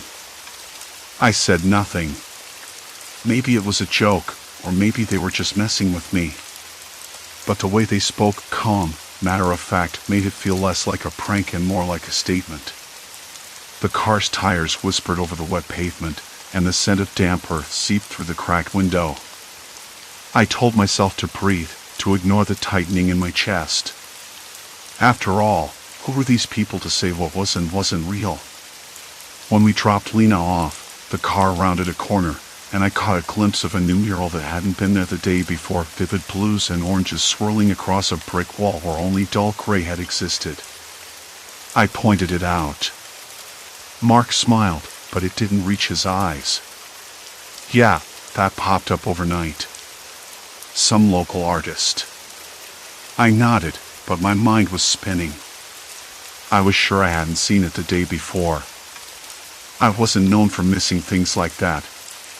By the time we reached my stop, the city felt different, though I couldn't say why. The usual smells, the faint exhaust, the bakery on the corner, the distant clang of construction were all there but layered with something else. A subtle wrongness. I stepped out of the car, the chill of early morning hitting my face, and the streetlights flickered overhead, casting uneven shadows. That evening, I noticed my apartment key looked different. The little plastic tag was a shade of green the first didn't recognize, almost a pastel instead of the usual forest. I shrugged it off, blaming the dim light in the hallway. But when I unlocked the door, the smell inside was unfamiliar, not the usual mix of old books and coffee grounds, but something cleaner, like detergent or mint. I blinked. This wasn't my apartment, not really. The furniture was the same, but the cushions on the couch were arranged differently, and a photo on the shelf showed me smiling, but older, like a glimpse from a different time. I sat down hard, the worn fabric rough under my fingertips. My hands trembled, or maybe it was the cold creeping in through the cracked window. I tried to tell myself it was just exhaustion, a trick of the mind after a long day. I was probably imagining things. The next morning, I was back on the corner at 7:15 sharp. The rain had finally arrived, soft and steady, making the pavement glisten. The same silver sedan pulled up, and Mark was there, but his eyes held a different weight, a kind of quiet urgency I hadn't seen before. Lena and Josh were there too, though Josh looked a bit less nervous, and Lena's scarf was now a deep red. "Ready?" Mark asked, voice low. I nodded, though my throat felt dry. As the car pulled away from the curb, I looked back once more at the city waking beneath the gray sky, wondering if I was still in the right place or if the city itself was slipping away from me, one strange morning at a time. Mark's grip tightened on the steering wheel, his knuckles pale. "We don't have much time," he said. The buildings blurred past, a restless hum filling the car as shadows lengthened. Lena reached over, placing a steady hand on mine. "Whatever happens," she whispered, "we stick together." I swallowed hard, bracing myself for whatever lay ahead. The car slipped through the wet streets, tires humming a steady rhythm against the slick pavement. Mark's voice cut through the quiet. "We don't have much time," he said again, but this time the words felt loaded, like a warning wrapped in a secret I wasn't ready to hear. Lena's hand stayed on mine, warm and steady, but Josh was staring out the window, jaw clenched tight, eyes sharp with something I couldn't name. Something was wrong. I glanced at the dashboard clock, 7:47 a.m. The city outside looked familiar but off, like a photo slightly out of focus. I spotted a bakery I passed every morning on my usual route. The sign was the same, but the name was different, Carson's instead of Meldrum's. I blinked. That couldn't be right. Did you notice that? I asked, voice barely above a whisper. Josh shifted. Notice what? The bakery. It's different. Mark's eyes flicked toward me in the rearview mirror. You're paying attention now. His voice was quieter, but there was an edge I hadn't heard before. Good. I swallowed hard and looked back at the window. The sky was a dull slate, but the rain had eased to a mist, the kind that clings to your skin and chills the bones. The scent of wet asphalt mixed with something faintly metallic, like an old coin left out in the rain. Lena cleared her throat. It's not just the city, she said carefully. We all change a little after the ride. Small things at first, names, faces, memories. But it adds up. Her words settled in the cramped space between us like a thick fog. Small changes? I stared at my reflection in the glass, trying to find the person I'd been this morning. Was she still there? Or was she slipping away, replaced by someone else in someone else's city? Mark's hands tightened on the wheel. We've been monitoring you since the first ride. The shifts you're experiencing, they're accelerating. Monitoring me? The words tasted strange in my mouth. By who? Why? No answer. Just the steady rhythm of the windshield wipers and the drip of water off the side mirror. Josh finally spoke, voice low and urgent. We're not just passengers. We're observers, in a way. We come from different versions of this city, but all of us have been pulled into this cycle. We think someone's orchestrating it. Someone? The word echoed, hollow and cold. Who? Lena shook her head. We don't know. But whoever it is, they're using us. And the shifts, they're not random. They serve a purpose. I pressed my palm against the window, feeling the cold seep in like a warning. What kind of purpose? Mark's jaw tightened. Control. Influence. Manipulation. Shaping reality to fit a plan none of us can see clearly. The car slowed as we approached a familiar intersection, but something was different. The usual cafe on the corner was shuttered, its windows boarded up. A faded poster flapped in the wind, the edges curling like dead leaves. The street was quieter than I remembered, too quiet. I swallowed. The city felt like a puzzle with missing pieces. Or worse, like a mirror cracked in places but still reflecting a distorted version of itself. Lena glanced at me. Tomorrow, we'll show you how to track the changes. How to spot what's real and what's been altered. Tomorrow? My voice cracked. I want to know now. Mark shook his head. Too soon. You need time to see the patterns, or it'll all overwhelm you. I frowned, the knot in my stomach tightening. Patterns? Josh leaned forward. There's a rhythm to it. Every ride tweaks something small, then bigger. Sometimes a person disappears, sometimes a building changes. If you pay attention, you can trace the shifts back to their source. The car turned onto a narrow street lined with old brick buildings, their walls slick with rain.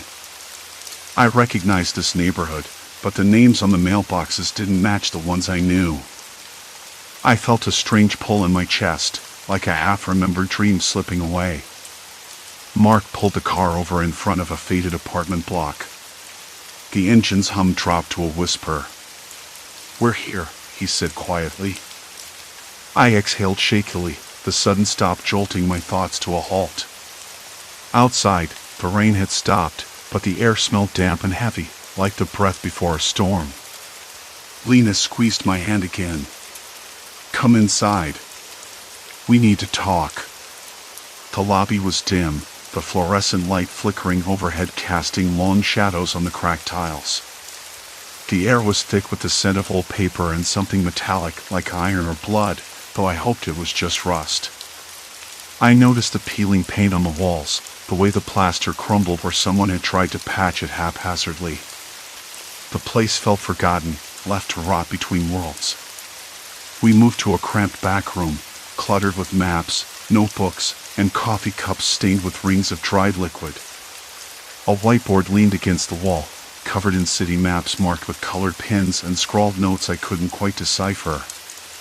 Mark flipped on a small lamp, the light harsh and unyielding. "This is where we track the changes," he said. "Everything we notice, every shift, we log here.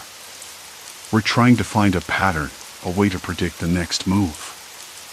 I ran my fingers over a notebook, the paper rough and cold beneath my skin. The entries were meticulous, dates and locations, descriptions of altered storefronts, missing people, strange weather anomalies, nothing supernatural, but enough to unsettle. Lena handed me a pen. "Start writing. Anything you notice, no matter how small." I hesitated. The idea of cataloging these changes felt overwhelming, like trying to catch smoke with bare hands. But I knew I had to try. The room smelled faintly of coffee and something else, something faintly metallic again. I couldn't place it, but it set my nerves on edge. Mark's voice broke through my thoughts. "There's more. Something we haven't told you yet." I looked up, heart catching in my throat. Josh swallowed hard. "We think the shifts aren't just random. We believe someone inside the city's power structure is behind this, someone who can manipulate the environment, the people, even the past." I blinked, trying to process the weight of that. Power structure. Manipulation. Someone pulling strings behind the scenes. Who? I asked. Who would do that? Mark's eyes darkened. That's why this matters. Because if they're changing reality to suit their goals, then everything we know, our lives, our memories, our city, it's all up for grabs. A sudden noise made us all jump, a sharp knock at the door. We froze. The knock came again. Louder this time. Josh whispered, "Who the hell is that?" Mark moved to the door, peering through the peephole. No one's supposed to be here. The knock became a rapid series of taps, urgent and impatient. Lena's voice dropped to a whisper. We weren't expecting anyone. Not tonight. I pressed myself against the wall, the cold plaster biting through my shirt. My throat felt dry. The sounds of the city had faded to a distant hum, replaced by the sharp, demanding knocks. Mark's hand trembled as he reached for the doorknob. "Wait," I said, voice barely steady. "We don't know who it is." The knocks stopped suddenly. Silence. Complete silence. Then, from the other side of the door, a voice, calm, measured, but with an edge that made my skin crawl. "Open up. We need to talk. Now." The air in the room, with its faint smell of dust and decay, thickened. I glanced at the others. Their faces were pale, eyes wide. I realized then that this wasn't just about strange rides or shifting cities anymore. This was something much bigger. And I was right in the middle of it. The knock came again. Sharp. Insistent. I swore I could hear it echo off the peeling plaster of the hallway walls, a staccato beat that hammered my nerves raw. Mark's hand hovered near the doorknob, his eyes flicking toward Josh and me like we were weighing some silent, impossible question. "No one's supposed to be here," he muttered, voice low and tight. I wanted to say something, anything, but my throat had gone dry. The metallic taste I'd noticed earlier was back, stronger now, as if the air itself had thickened. I fought the urge to back away, to disappear into the shadowed corner. Instead, I leaned forward, straining to hear beyond that door. Nothing but the faint hum of the streetlights outside. Then, the knock came a third time, louder, more deliberate. Like a warning. Mark's eyes narrowed. "You too, stay here." He yanked the door open just a crack. A woman's face. Pale, urgent, her eyes darting over Mark's shoulder before she spoke in a whisper harsh with urgency. "You can't trust them." She glanced behind her, then back at us. "They're watching. Always watching." I blinked, the words sinking in like stones in my stomach. "Who?" I asked, but she was already retreating down the hallway, fading like smoke into the dim light.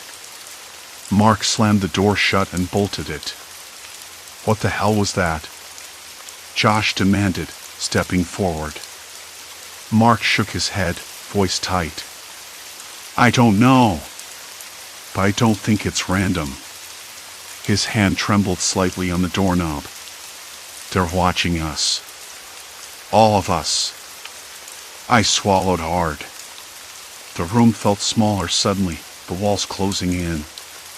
The idea of someone, some force, lurking just beyond that door, monitoring us, made the hair on the back of my neck prickle with unease. This wasn't just about alternate versions of the city anymore. It was bigger, messier, and damn near impossible to escape. I glanced at Josh, who looked equally rattled. "We need to figure out what she meant," I said, voice rough, but steady. "If this is about the shifts, if someone's controlling them, then maybe she knows how." Mark rubbed his forehead. "And if she's right, what then? We're already tangled in something that's changing our memories, our surroundings. If we dig deeper, there might be no going back." "I don't care," Josh said sharply. "I want answers." I nodded, even as doubt gnawed at me. The more I learned, the less certain I felt about anything. Every morning, the carpool had been a strange ritual, a ride with strangers who claimed to be from other versions of our city. But now, the stakes felt real, too real. The shifts weren't anomalies or coincidences. They were engineered, manipulated. And somewhere in the city's veins, someone was pulling the strings. The metallic smell still lingered in my nostrils, faint but distinct. I realized it was the scent of old wiring and cold steel, something industrial, mechanical. Not supernatural. Human. The thought settled like a stone in my gut. This was a human game. The kind of game where people break others to keep control. We sat back down, the room silent except for the faint buzzing of the flickering fluorescent light overhead.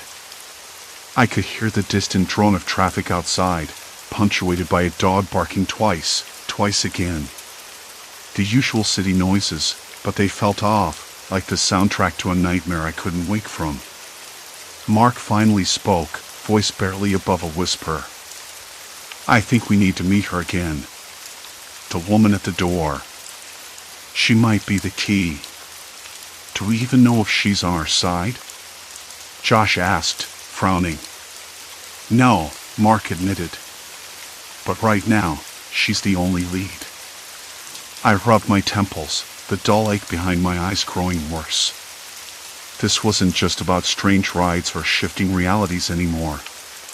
It was about being caught in a web woven by people who didn't care if we got hurt.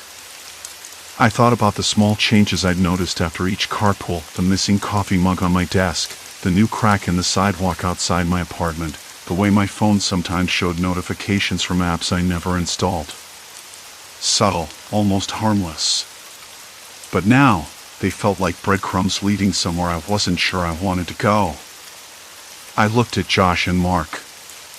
We can't do this half-measured. If we're going to chase this, we have to commit. Fully. Josh nodded. No turning back. Mark hesitated, then pulled out his phone. She left a number. Texted it before she ran.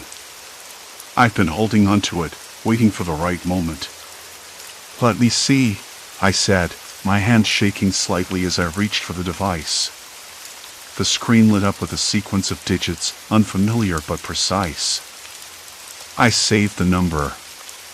The decision felt like stepping off a cliff. No safety net below. The next morning came too fast. I woke to the dull gray light filtering through my blinds, the metallic scent still faint but unmistakable. My hands trembled as I got ready, the weight of last night's revelations pressing down on me. At the usual meeting spot, the others were already waiting. The air between us was charged, taut with anticipation and fear. Mark stared at his phone, waiting for a reply. Josh paced, restless, like a caged animal. When the text finally came, the message was short and cryptic, "Meet me where the city folds." I frowned, the phrase echoing in my mind. I knew that spot. A forgotten underpass on the edge of downtown, where two old highways intersected and the concrete walls bent sharply, folding in on themselves. It was a place people avoided. No streetlights, no real reason to be there except to disappear. We exchanged looks. No one said it, but we all understood. This was the point of no return. I felt a cold sweat break out on my back as we piled into the car, the engine rumbling to life. The city outside seemed different, quieter, darker. I glanced at Mark in the rearview mirror. His jaw was set, eyes fixed on the road ahead. Josh gripped the door handle like he could claw his way out of whatever awaited us. And me? I was trapped somewhere between hope and dread, caught in a current that was pulling me deeper into a secret I wasn't sure I wanted to uncover. The underpass loomed ahead, a cavernous mouth swallowing the car whole. As we drove into the shadows, I realized that whatever waited on the other side, there was no turning back now. The city was folding. And so was my reality. The car's headlights cut thin slices through the thick darkness as we turned off the main road toward the underpass. The place was exactly as I remembered, a cavernous stretch of cracked concrete, stained with what looked like years of neglect. Dampness hung in the air, carrying the faint smell of rust and old gasoline.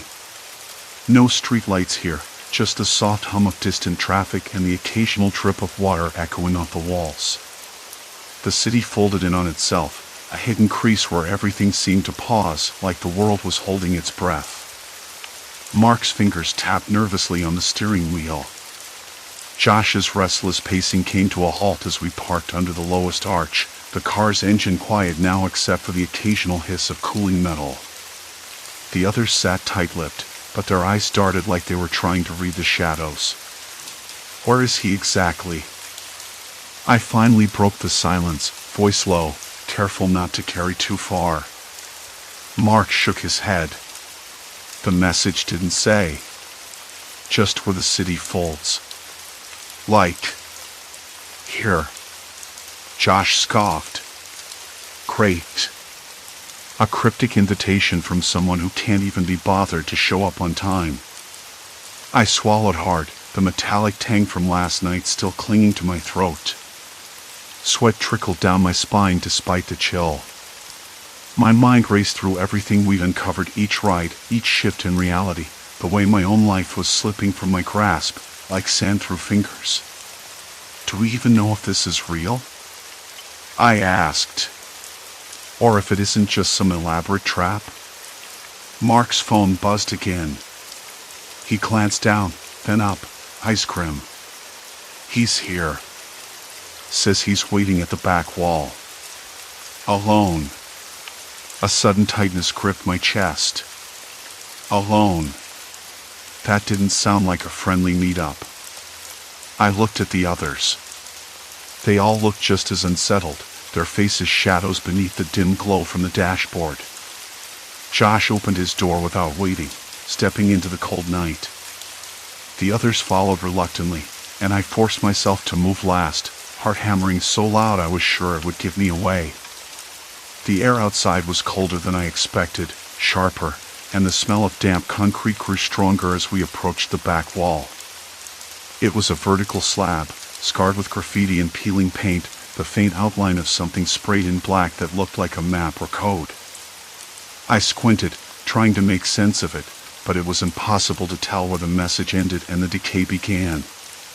"Over here," a voice said from the shadows. It was quiet. Calm. Too calm. We turned toward a figure stepping out of the darkness, hands shoved deep into a worn jacket. The man's face was partially obscured by the hood, but I recognized the sharpness in his eyes, something cold, calculating, and all too familiar. "You've been asking questions," he said, voice low, measured. "That's dangerous." Mark swallowed. "Who are you? What do you want?" The man smiled, but it didn't reach his eyes. "I want to set things straight. To explain why you've been invited to ride with us." I felt my stomach knot. "Us? You mean the others? The ones who say they're from different versions of this city?" He nodded. "Exactly. But not like you think. There aren't alternate realities out there. There's only one. And what you're experiencing, it's not a shift in reality. It's manipulation. Manipulation." The word hung heavy between us, like a cold slap. "Why?" Josh asked, stepping forward, voice steady but tense. "Because the city is changing. Because people like you and your friends," he gestured toward us, "are unpredictable. You see things differently. You notice things others don't. That unsettles the balance." I frowned, trying to follow. "Balance? What balance?" The man took a slow step closer. "The balance of power. Of control. The city's rulers don't want their world disturbed." A shiver ran down my spine. Rulers. Control. I remembered the subtle changes in my apartment, the people in my life who seemed to blink out of existence or change roles overnight. The erased memories, the half-truths. "You're saying someone's been controlling what I remember, who I am?" My voice cracked. He shrugged, a gesture full of quiet menace. "Not just you. All of you. The rides, the stories, their tests. Ways to see who notices, who resists. Who can be useful. Useful for what?" I pressed, the cold now creeping into my bones. "For shaping the future," he said, eyes flicking to Josh and Mark. "For bending the city to their will. And you're all pieces in their game." I wanted to look away, to run, but my feet felt glued to the cracked pavement. The man's gaze was magnetic, pulling me in like a slow, relentless tide. "Why tell us this now?" Mark asked, voice barely above a whisper. "Because you're close," the man said. "Close to breaking free, close to unraveling the lie. And they're scared. That's why you've been watched, followed. That's why your memories have been edited." A sudden noise broke the tension, a distant siren wailing through the night, sharp and urgent. It bounced off the underpass walls, making the space feel smaller, darker. "Are you coming with us?" the man asked. "Or will you keep wandering blind?" I glanced at Josh and Mark. Their faces were pale, but determined. I swallowed again, the metallic taste sharper now. "We want to know the truth," I said. All of it. The man nodded slowly, then pulled something from his pocket, a small, folded piece of paper. He handed it to me without a word. My fingers trembled as I unfolded it. Scribbled in neat, precise handwriting was a list of names. Some I recognized, some I didn't. And then, at the bottom, a single address. "This is where it all started," he said. "Where they began their work. Where you'll find the answers you need." The cold air pressed against my cheeks as I stared at the paper. The underpass seemed to close in around us, the shadows thickening, swallowing the edges of the night. "You'll need to be careful," the man warned. "Because once you step inside, there's no turning back." I looked up, met his eyes. A part of me wanted to scream, to run back to the safety of my apartment, to pretend none of this was real. The morning air was colder than usual as I stepped outside, the sharp scent of wet concrete mixing with the faint, persistent odor of gasoline from the street. I pulled my jacket tighter around me, fingers brushing against the rough wool, feeling the little pills of fabric that reminded me I'd worn this thing for too many seasons. I glanced down the block, where the carpool usually gathered, the dull hum of traffic already threading through the quiet. Today was different, though. I could feel it, like the city itself held its breath. The car arrived on time, sleek, black, with tinted windows that always made me wonder what secrets hid inside. The driver, a woman named Mara, nodded as I climbed in. She was quiet, reserved, eyes sharp beneath her pale hair. The other passenger, a man called Hugo, sat in the back, fiddling with his phone. They didn't speak much during the ride, just the occasional comment on the traffic or the weather. Normal enough, but that calm was always a thin veil. I had to ask. I couldn't keep pretending I wasn't unraveling. "Did you notice anything off? About the city? Or about me?" My voice cracked slightly, like a child trying to sound sure. Mara glanced at me through the rearview mirror, her expression unreadable. "You mean the changes? The small things that don't add up?" Hugo finally looked up, eyebrows knitting together.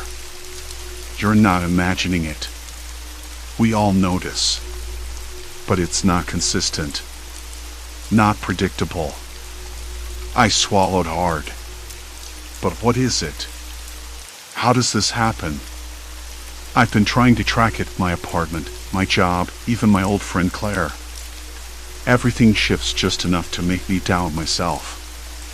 Mara's lips pressed into a thin line. "That's the point. You're supposed to doubt." I frowned, the car's tires humming against the asphalt, feeling like the pulse of something larger, something unseen. Who's supposed to doubt? And why? The silence that followed was thick, the kind that settles in the spaces between words when you're waiting for a confession or a lie. Mara finally sighed, her fingers tightening on the steering wheel. "We're not from alternate cities. Not really." Her voice was low, cautious. "We're from different experiences of the same city. Different perspectives. Engineered, to some extent." Hugo leaned forward, voice barely above a whisper. "They used this carpool. Us. To manipulate perception. To test control." My head spun. Who's they? And what control? Mara shook her head. "I don't know. But it's bigger than us. Bigger than you, or me." I stared out the window, watching the familiar buildings slide past, yet feeling the edges blur, as though the whole city was a painting being altered stroke by stroke. The idea that someone, some group, could be using me as a pawn felt like a punch to the stomach. My hands trembled in my lap. Hugo's phone buzzed. He glanced at it, then slipped it back into his pocket. "We have to get off this ride before they notice we're questioning." "Notice? Who notices? I pressed. The watchers, Mara said, voice steady now, but cold. People who want to keep the narrative intact. They can't have us breaking free, understanding the truth. A shiver ran down my spine, but it wasn't from the cold. Fear? Maybe. But also something like determination. I wasn't going to be part of this game anymore. The car pulled over near a small park, where the early morning light slanted through bare branches. I looked to Mara and Hugo, then out at the city that felt both alien and intimately mine. I'm done writing, I said, voice firmer than I expected. I want out. Mara nodded slowly. Then you have to disappear. Make them forget you exist. The words settled like ash in my mouth. Disappear? Was that even possible? I thought of my apartment, my friends, my life, fragile threads I wasn't ready to let go. Hugo looked at me, eyes somber. You can't go back the way you came. They'll wait. I ran my fingers along the worn fabric of my jacket again, the texture grounding me. Then I'll find another way. The ride ended without ceremony. I stepped onto the sidewalk, the city breathing around me in its usual rhythm, yet I knew it was a facade. I walked away from the carpool, away from the strange passengers who were part of something I still didn't fully understand. Back in my apartment, the walls seemed to close in. I checked my phone, my messages, the familiar photos. Everything was there, but subtly altered. My favorite coffee shop had changed its sign. A neighbor's dog was a different breed than I remembered. The sense of unease was a weight pressing down, but so was a resolve I hadn't known I had. If this was manipulation, if my reality was a construct being tested and twisted, I would fight for my own truth. No more rides. No more shifts. I would rebuild from the fragments left behind. I made a list, names, places, details that resisted change. I called Claire, finally. Her voice was steady on the other end, but I noticed a hesitation, a flicker of something unreadable. I told her everything, the carpool, the changes, the suspicion. She listened quietly, then said, "You're not alone. I've felt it too, and I've been trying to find a way out." For the first time in weeks, I smiled, even if it was small and shaky. Connection. Reality wasn't just what happened to me, it was what I shared with others. That night, as I lay in bed, the city outside humming with life and secrets, I felt the tension ease just a little. The horror of not knowing, of being shifted and shaped by unseen hands, was still there. But so was hope. I wouldn't disappear. I wouldn't be erased. I would reclaim my life, piece by fragile piece. Silence. Complete silence. And then, the faintest sound of a dog barking in the distance. Familiar. Real. Mine.